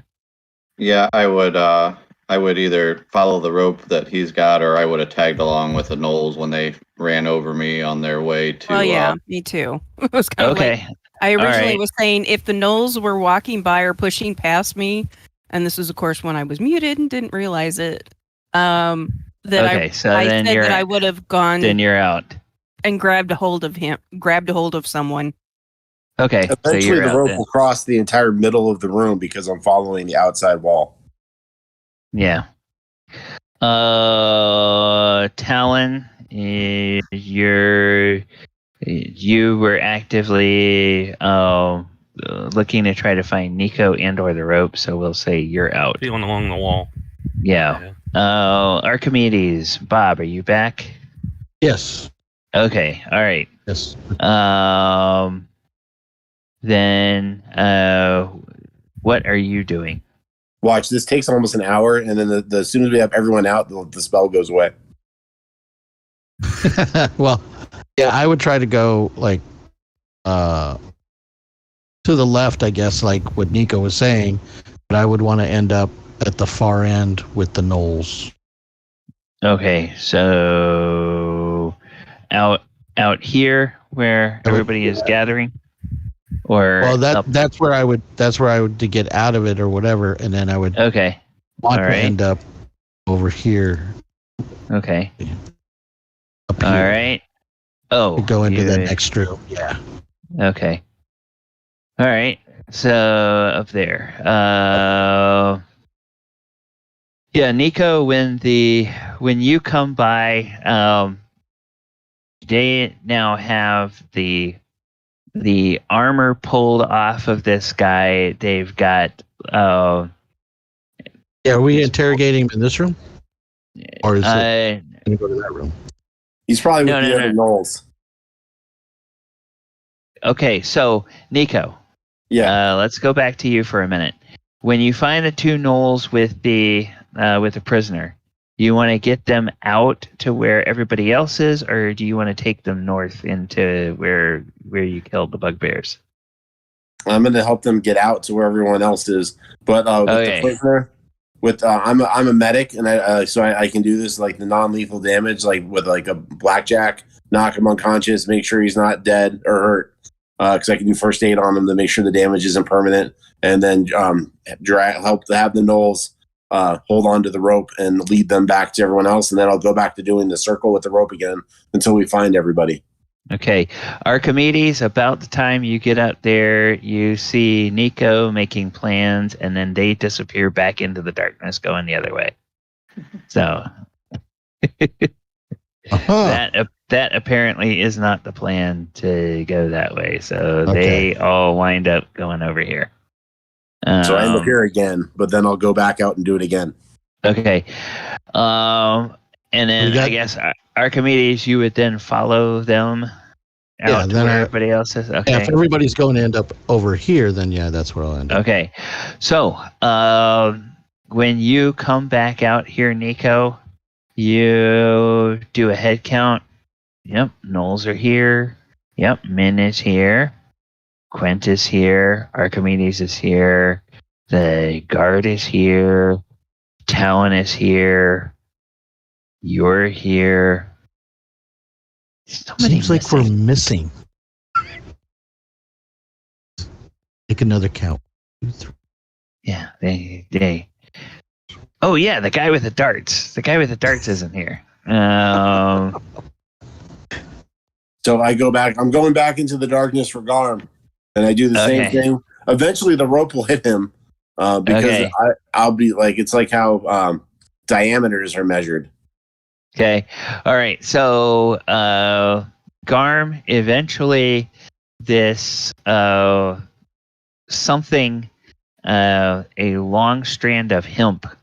I bought silk crashes rope. Long strand of silken rope. Crashes into your thigh as somebody is holding one end and walking around the room somewhere. I purchased it back when I bought my helmet and the chainmail the first time.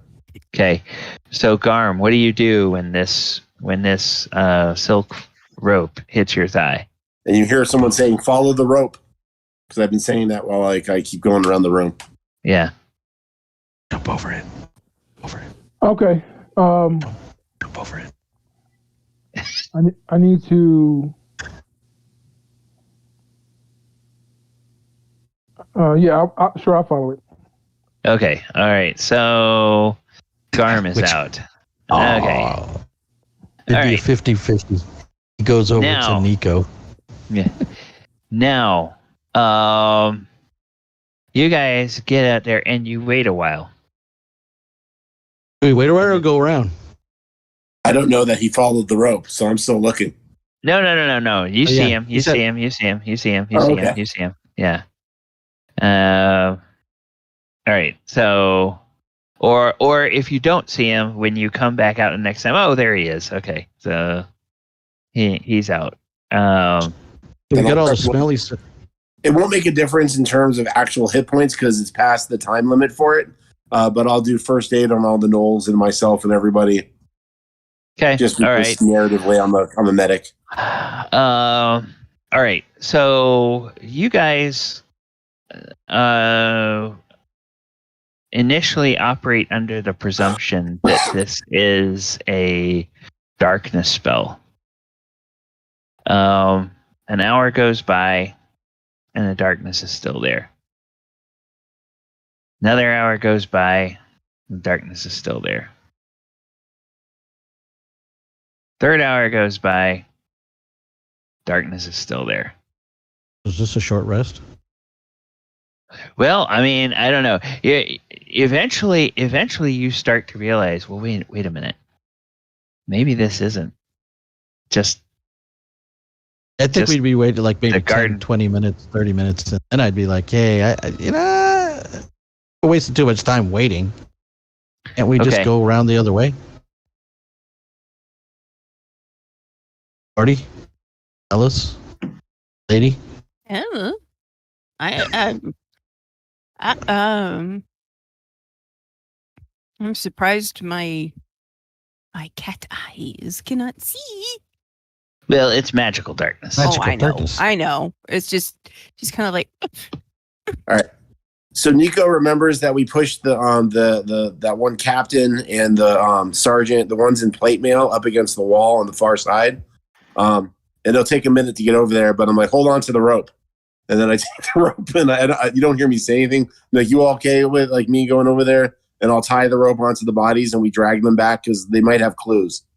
Damn it! This is continual darkness, which means it's never going to go away until somebody dispels it. Yeah, until we get to dispel it. Yeah. Does anyone object to me going back in for those 2 specific bodies or 3 specific bodies? I'm going back in and search for my damn darts. In the darkness? In the darkness, yeah. Why not? Okay. No, yeah. Well, search the bodies. Maybe they still have them on them. So you'll get some of them that way. And then you'll hear Min go, and if you find my javelin, can you bring that too? Right. I mean, I'm down to 5 darts. Without my darts, I'm useless. That's all I can do is throw. So I'm not going to fight somebody melee. You have witty rapport. You have a very witty rapport. Don't ground yourself like that. You're not, okay, so you're not just darts. So let me find out from everybody what we want to do. Now the gnolls, once they get out of the darkness, there is no amount of cajoling or persuading or promising payment that's going to make them go back into the darkness. That just freaks them out. Exactly. So they're not going to be any use in there. So you guys, do you want to try to do recovery operations before you deal with your prisoner? Do you want to figure out what to do with your prisoner first? Do you want to try to rest first? Do you want to go search for bodies and missing missing ammunition? And Archimedes doesn't need to rest. He hasn't lost any points or anything else. Once I realize that the darkness is not going to dissipate ever, I'm going into darkness and hell with anything else. Yeah, someone Archimedes said that he closed the door, right? Yep. So let's I don't really care about most of the bodies, but I think there might be clues on, like I said, the captain or lieutenant, like the 3 that were in heavy armor that we dragged to the side up against the wall near the door. On this side of the door, I don't want to go through the door. Okay. But if we do the same rope trick, if you all hold the end of the rope, I can go in, or if somebody else has a rope, we could have 2 ropes, and people could go in together and like go find a body and then drag it back following the rope until we recover the bodies we need to find. Okay. It'll take a little time. Okay. And while All that's right. going on, I and the captain of the Knoll Guard, Noli Cannoli, we will interrogate the prisoner. Okay, so you drag the prisoner over here. The Knoll leader will come over here with you. And then a couple of three of the some of our.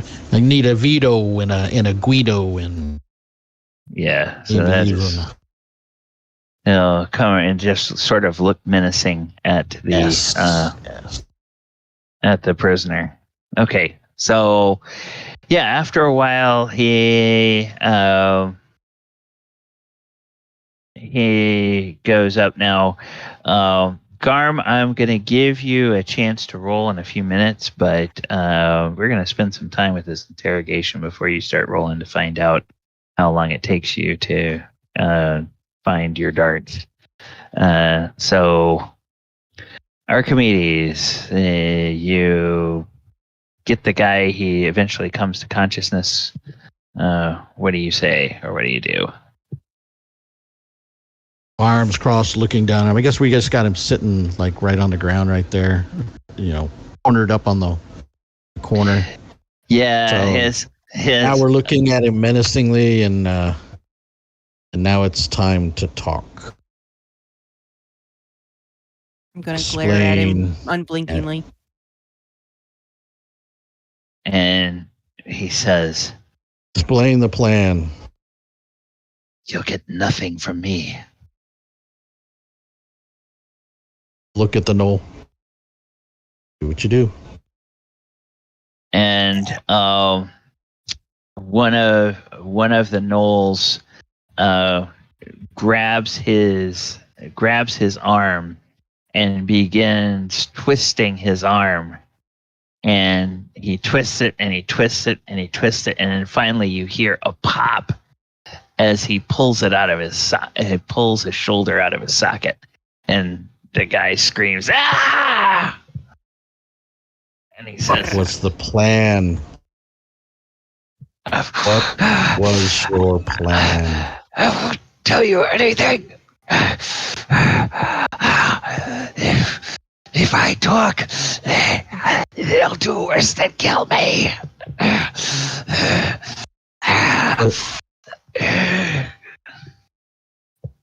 If you do talk, then we'll let you live.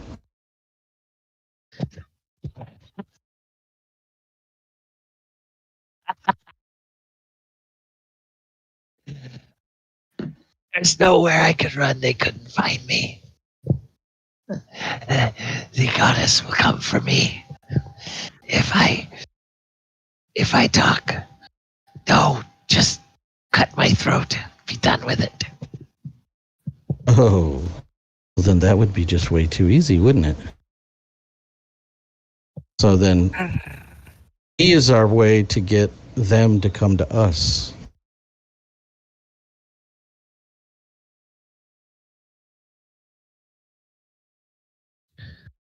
So who is this mistress that will seek you out? And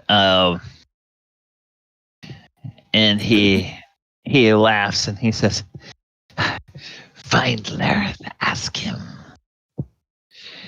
He is our favorite."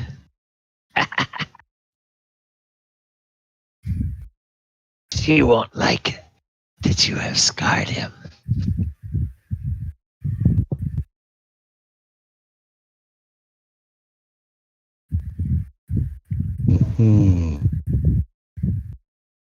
There's no persuading you to tell us the plan.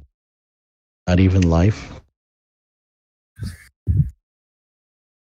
No.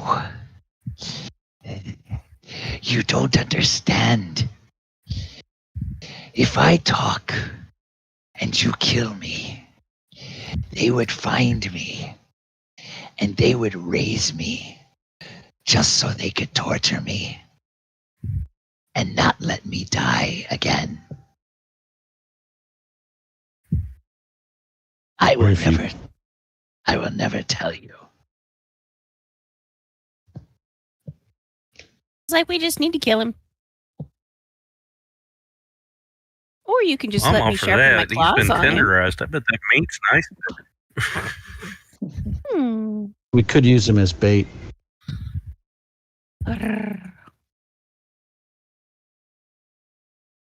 Bait for what? He's the one that's going to lead us right in front of this.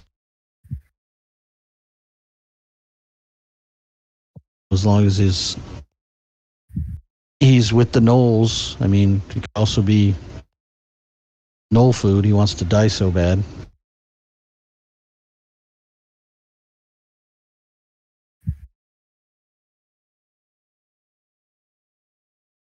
He's unarmed and everything else, so we've got him where we want him. And the gnoll leader will look at Archimedes and will say, "Do you want your prisoner, or should he be given to us?" You can have your prize of him at the end of this this little tag that we've got to go. We've still got to go get Lareth, as he says, and he will lead us to him. As soon as he leads us to him, then you can have him.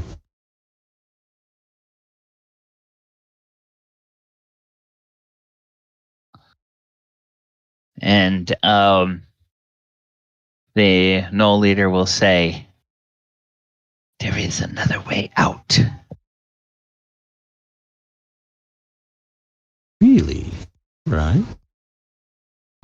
Yes, you remember where you put the bait for the stinky, not dead things. Stinky, not dead things, yeah. I think we're going to have to take care of them also. Mm. You go down through that door. I think you blocked it. You have to unlock it. And then that will take you back the way that the evil one fled. I think. Dark. Don't know. But that's the way I would go if I were fleeing. Well, this guy knows the way, too. So although he doesn't know the plan, he knows the way. You can use him for the way. And the soldier just looks at you and he just shakes his head. I will never help you. Helping you would be as bad as telling you the plan in the eyes of those that Lareth serves. The more you don't tell me anything, is the more information that I gather. It's perfectly fine.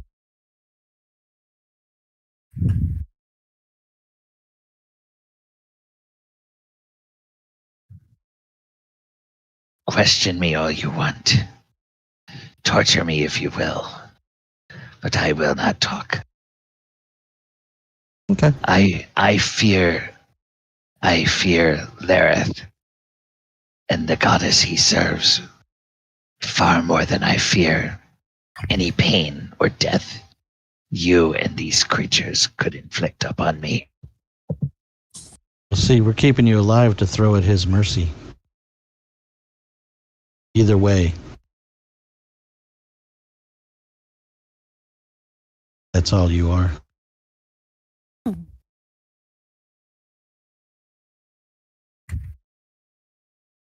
He just stares coldly at you and stops talking. He's so very serious. It's a serious one, all right. Maybe we should lighten his mood. Well, he'll probably be less a limb or two by the time he gets to Lareth anyway. Some of these furry friends are going to get hungry at some point. At some point when like we're in between recovering different bodies and bringing it out into the light so we can like look for clues, I'll mention, hey, we should bring him back to one of those temples of good, because they've got higher level clerics that might be able to either tell us how to solve this problem here or who might be able to get more information out of them. True. Yeah, I mean, he can't go anywhere. He can't escape. So if you decide to take him back to Hommlet, there's no he can avoid going back to Hommlet with you. Right, yeah, because don't we get a little bonus also for the more people we bring to them? Yeah, you get get an extra bonus. So yeah, perfect. An extra bonus for prisoners. All right. So, Garm. Yeah. You want to try to find your darts. Okay, so I am going to. Can Quint go with him to look for some arrows that he shot? Sure. I am. Quint, how many arrows did you shoot? And Garm, how many darts did you throw? 32. You threw 32 darts. Right. And how many arrows did Quint shoot? Between the last adventure and this one, it was 12 flight arrows and 2 sheaf arrows. Okay.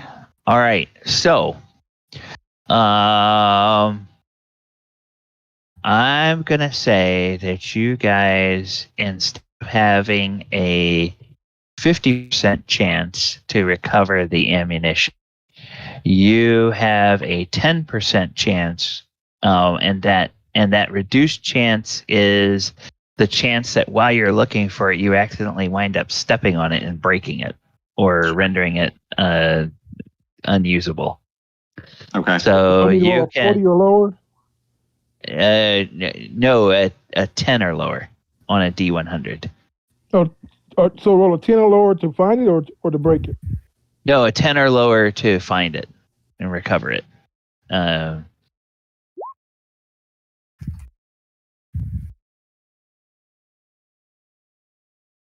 Wow. Okay, so Garm. Wow, Garm recovers 2. No, Damn. 3. Garm recovers 3. Okay, so then What percentage did he need to recover it? 10 or lower. And Quint recovers 1 of his, I guess those are the flight arrows. Flight arrows. And just 1 arrow. Yeah. So Okay. question. I've been going out with the rope looking for bodies. Is there any chance that some of the arrows are in the bodies? Oh, there's a chance, but the rolls, they also take into account that as you're trying to get the rope on the bodies, you like... Okay. Save the broken ones. If you found the broken ones, save them, because I can always work on fixing weapons later. Okay. Yeah, and, eventually you might find a scroll of Dispel Magic or something like that, and you can perhaps use that to get rid of this darkness. Or a scroll of Continual Light. Or somebody can eventually get high enough level that they can cast Continual Light and then do that. But for the foreseeable future, until that happens, you're going to have an area of magical darkness in your nice shiny new stronghold. How many hours do you think it takes to get like the bodies out using the rope trick? Oh, it probably takes you. I'll say it takes you a couple hours. Well, that way we can at least check them all for all this stuff. None of the ones that were on the other side of the door, but the vast majority of the people were on the side of the door. Yeah.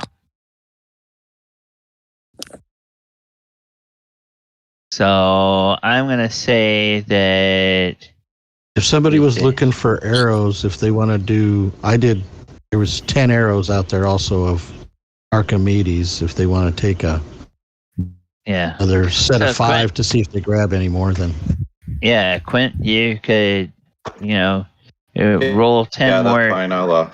Yeah. Oh, 10? I thought it was 5. Yeah, so do 5 more. Yeah. Oh, sorry. Yeah. Well, it's just that magical darkness is a real pain to deal with. Yeah. So, yeah. There are a lot of bodies in there, though. So yeah. Yeah. All right. Yeah, I'm gonna say that we're just gonna say that these 3 guys wind up being out of reach, but you eventually wind up recovering.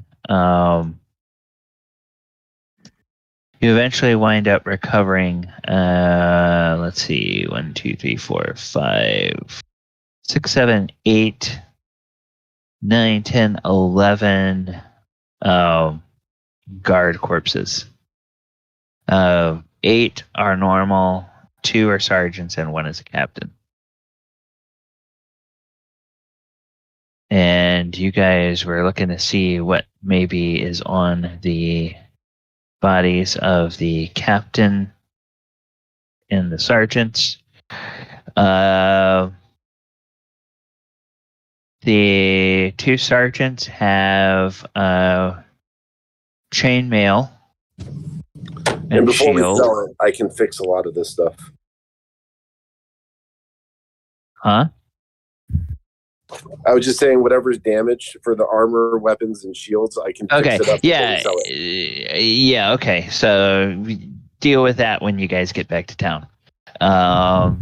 So the 2 sergeants have chainmail and a shield. They've got a Morning Star, Warhammer, and a dagger. And then each of the guards has scale mail and shield. And then 8 of them have a long sword and dagger. And then 3 of them have a dagger and a crossbow, a light crossbow. And I'm going to say average of 29 bolts on each crossbow. Then the captain has a long sword, a long bow, and a hand axe, and he is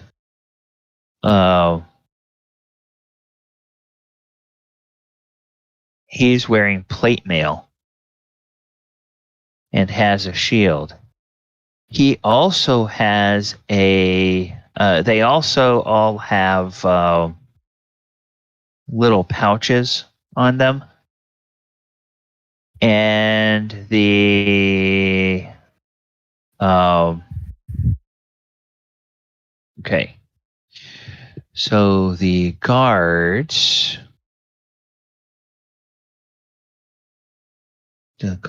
have let's see, 2d4. So 5 times 8. The guards have a total of 40 silver pieces, and they have a total of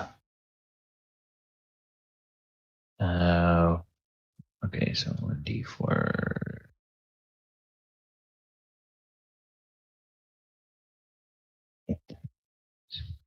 One D. They have 31 gold pieces. And they have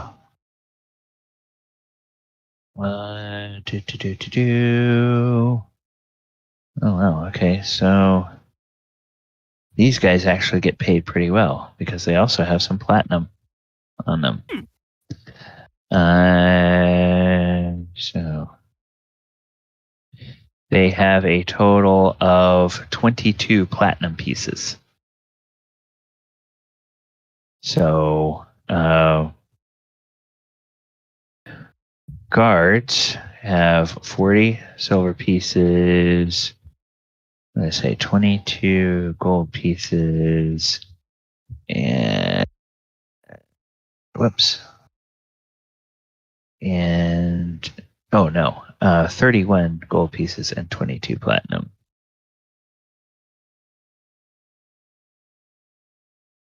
$31 gold pieces, 22 platinum pieces. Sergeants have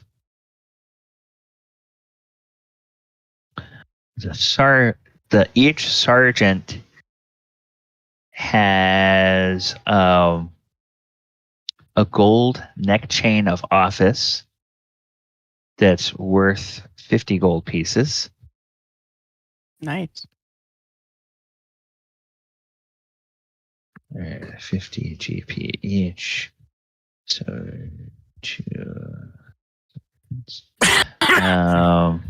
Bless you.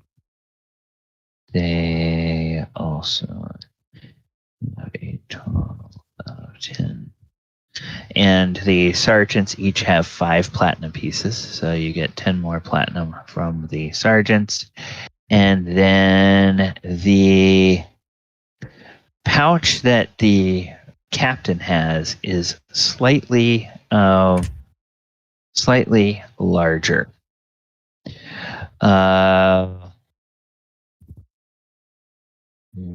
The captain has he has a platinum chain of office, and he also has nearly 30 gemstones in his pouch. And the platinum chain of office has a very nice topaz in it. So captain has 29 gemstones and a platinum chain of office with a topaz. Gems are the chain is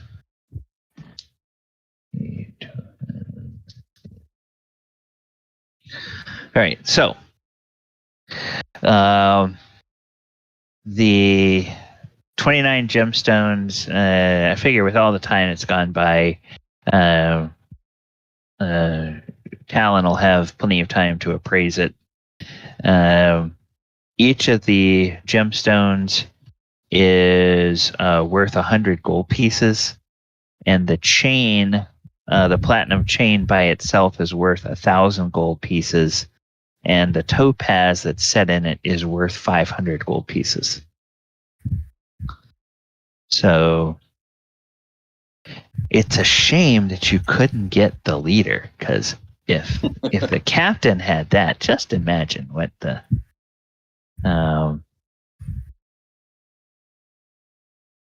yeah, Nico's crying over the plate mill. Yeah, just imagine what that. Okay, and because this is a Gary Gygax module, he actually gives us what the gemstones are. So there's 3 amethysts, 8 pieces of fine coral, 9 red garnets, 6 pearls, and 3 tourmalines. 3 and 8 is 11. 9 is 20, and 26 and 29. Yep, there you go. So, that may be important for those of you that cast spells, and if you need any kind of gems as components for spells, you might want to double check that, and then decide if people want to, try to buy those out as individual treasure before they get liquidated for party treasure. So that is basically the loot that you guys get for now. You're not able to recover any of the ghoul corpses, and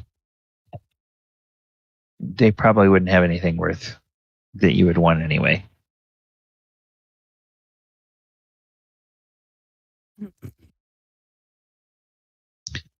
So what else would you like to do? Or what I should say, what do you want to do next? Was any of the recovered weapons or armor masterwork quality? No.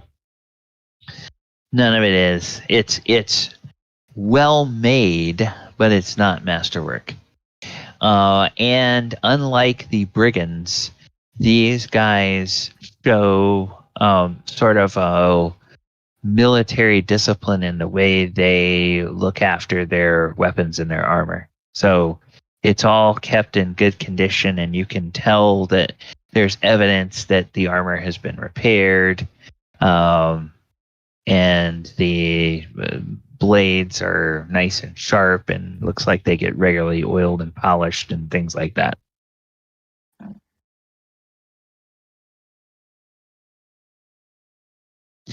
And by the time you finish with all of this, it's obvious that this guy must have cast Continual Darkness, so there's no use waiting around for it to go away. Now the question is, do you want to try to chase after the leader, or do you want to go back to town? Well, I think we go back to where the control room is for the wall that falls here, and we trigger the wall for at least this one part, so that we can't, we don't have anything to obstruct permanently that one door. So it might be good to have a permanent little block here. Okay. Yeah, that's a good idea. All right. So you go and you, we'll say you throw the switch to drop this wall over here that you can't see because it's in the darkness. And Nico thinks that we've lost the trail of the leader for a number of hours, to the point where our best bet might be to take the prisoner back to one of the temples of good, because the higher level clerics might be able to get more information and know more about whoever this goddess is. Okay. All right. What says the party? I agree. Yeah, I want to go back. The best. I want to go back because I don't have anything to do now. I need more darts. Yeah. Yeah, need more ammunition. You got a little bit of pocket change once you liquidate some of this loot and treasure that you have recovered. Perhaps the temple or people in the town can look at these badges of office and figure out what this means and how it's all connected to anything, and they can give you some. You can get some direction from there. So, anybody object to the party returning to town? Sounds like we have several votes for that. No. Sounds good. Okay. All right. So, the Knolls, obviously, they don't want to go back to town, and they are not thrilled about being here with this magical darkness. So, they will work out when you guys get to the surface. They will work out with Nico and with Archimedes where they can kind of make some shelter in the woods surrounding the marsh, where they can keep an eye on the moat house, and you guys kind of work out with them when you think you'll be back, and they'll sort of keep an eye on the place and then let you know when you come back what if they've seen anything. Would any of the grabbed armor or weapons improve their effectiveness? They'll take the arrows, and a couple of them are eyeing those longbows that the longbow that the captain had, and the Knoll leader says that none of his men have crossbows, and kind of wonders if maybe they could have a couple of the crossbows.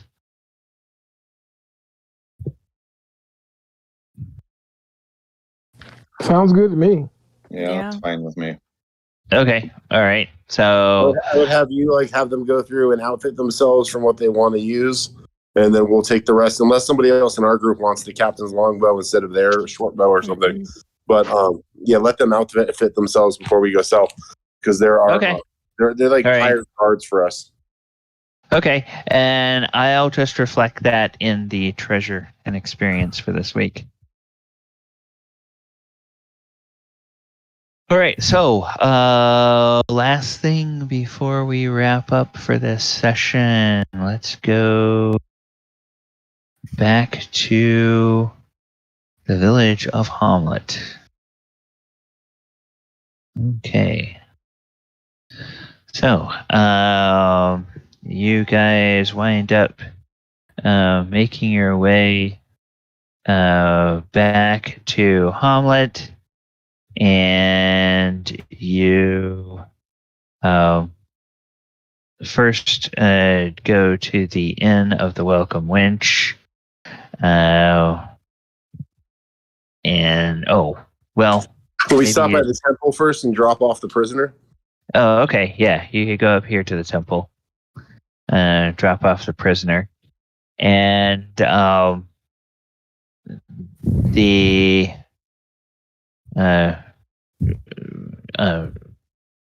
Tuck will look at the symbols of office, or the necklaces of office, and he'll say, I don't recognize those, but if you keep them with you, we will. I'll ask one of the senior clerics to come to the Welcome Wench along with some of the village council, and maybe they'll be able to look at it and determine what's going on. We might also ask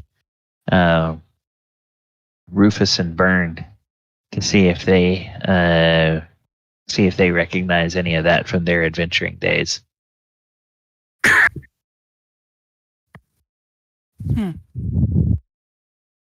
And so you guys wind up getting back to the Inn of the Welcome Wench. There's a celebration that you all have defeated the organized forces that are underneath the temple, and have driven off the leader. Everybody is a little bit disappointed, but not nearly as disappointed as you guys are. Everybody's a little bit disappointed as you weren't able to capture him. But they think that it's going to be a long time before anybody will be able to put that to any kind of evil use again. When the cleric when the clergy hear about the continual darkness, they say they think they can create a scroll of continual light for you that you can go and cast against it, which would negate it. And they will, but there's going to be a couple of days for them to do that. And we will start next time with examining those items that you recovered and figuring out what all that may mean and perhaps what is next for the party. So congratulations. You have, at least to your knowledge, you have cleared out most of what's under the temple. You know or most of what's under the moat house. You know there's the monster in the well left, and you know that there's the ghouls, or several of the ghouls left that you have to deal with, unless they ran away from the place chasing the guards, but who knows? Actually, no. Nico would know they didn't leave. Now, Lareth would take control over him. Nico's not sure, but he knows it smelled like ghoul when I went the wrong direction. Yeah, so they're probably still down there to be dealt with at some point. So they got a lot to feast on down there. So yeah, they sure do. Bugbears. Well, yeah, potentially bugbears and all kinds of soldiers and whatnot. And who knows what else may be down there. All right, so that's going to do it for our session now. I don't think there's anything coming up next Saturday, so I believe we're on for next Saturday night. I just want to make sure of schedule here. I think the next home game is in a couple of weeks. I have the 24th as the next day. We don't have a D&D. Yeah. Okay, yeah, that's right. So, we'll be back next week, and we will be playing then. And viewers, thank you guys so much for hanging out with us. Hope you've enjoyed this old school return to the Temple of Elemental Evil, or at least the early stages of it. We generally play every Saturday night, and we are trying to work our way all the way through the Temple of Elemental Evil adventure, starting with the old moat house, and now they're trying to figure out just who this Lareth character is and what he has to do with anything. We hope that you've enjoyed it, and want to let you know, coming up on the channel tomorrow afternoon at 2 p.m., we will be back for our 5th edition Planeswalking game, which is Walker of Waterdeep. The party is now in Waterdeep, and after having gone to several planes, they are kind of doing some things regarding being back home, trying to take care of a few loose ends before they have to go off on their next mission. And there's something of a celebration on the horizon for them. So they're trying to get ready for that. Monday night, I will be doing Monster Monday, and this week we're looking at the Mummy. But we're not just looking at the Mummy, we're looking at mummies and sort of the related, not exactly mummy-kin, but mummy-like monsters in D&D. So join us at 8 p.m. on Twitch for that. And then Thursday night, we always have our Sword Coast Chronicles, which is our 5th edition game, and they have finally finished their sojourn in the lands of Barovia, and they are now, the party now finds themselves on a cloud giant castle, as they are trying to rescue an ally of some of their friends from Barovia, a storm giant king named Hecaton. So, join us Thursday night, 8 p.m. to find out how that goes. All right, everybody. We look forward to seeing you next week. Players, thank you so much for coming and hanging out. And viewers, hope you have a wonderful week and a great rest of your weekend. Take care, everybody.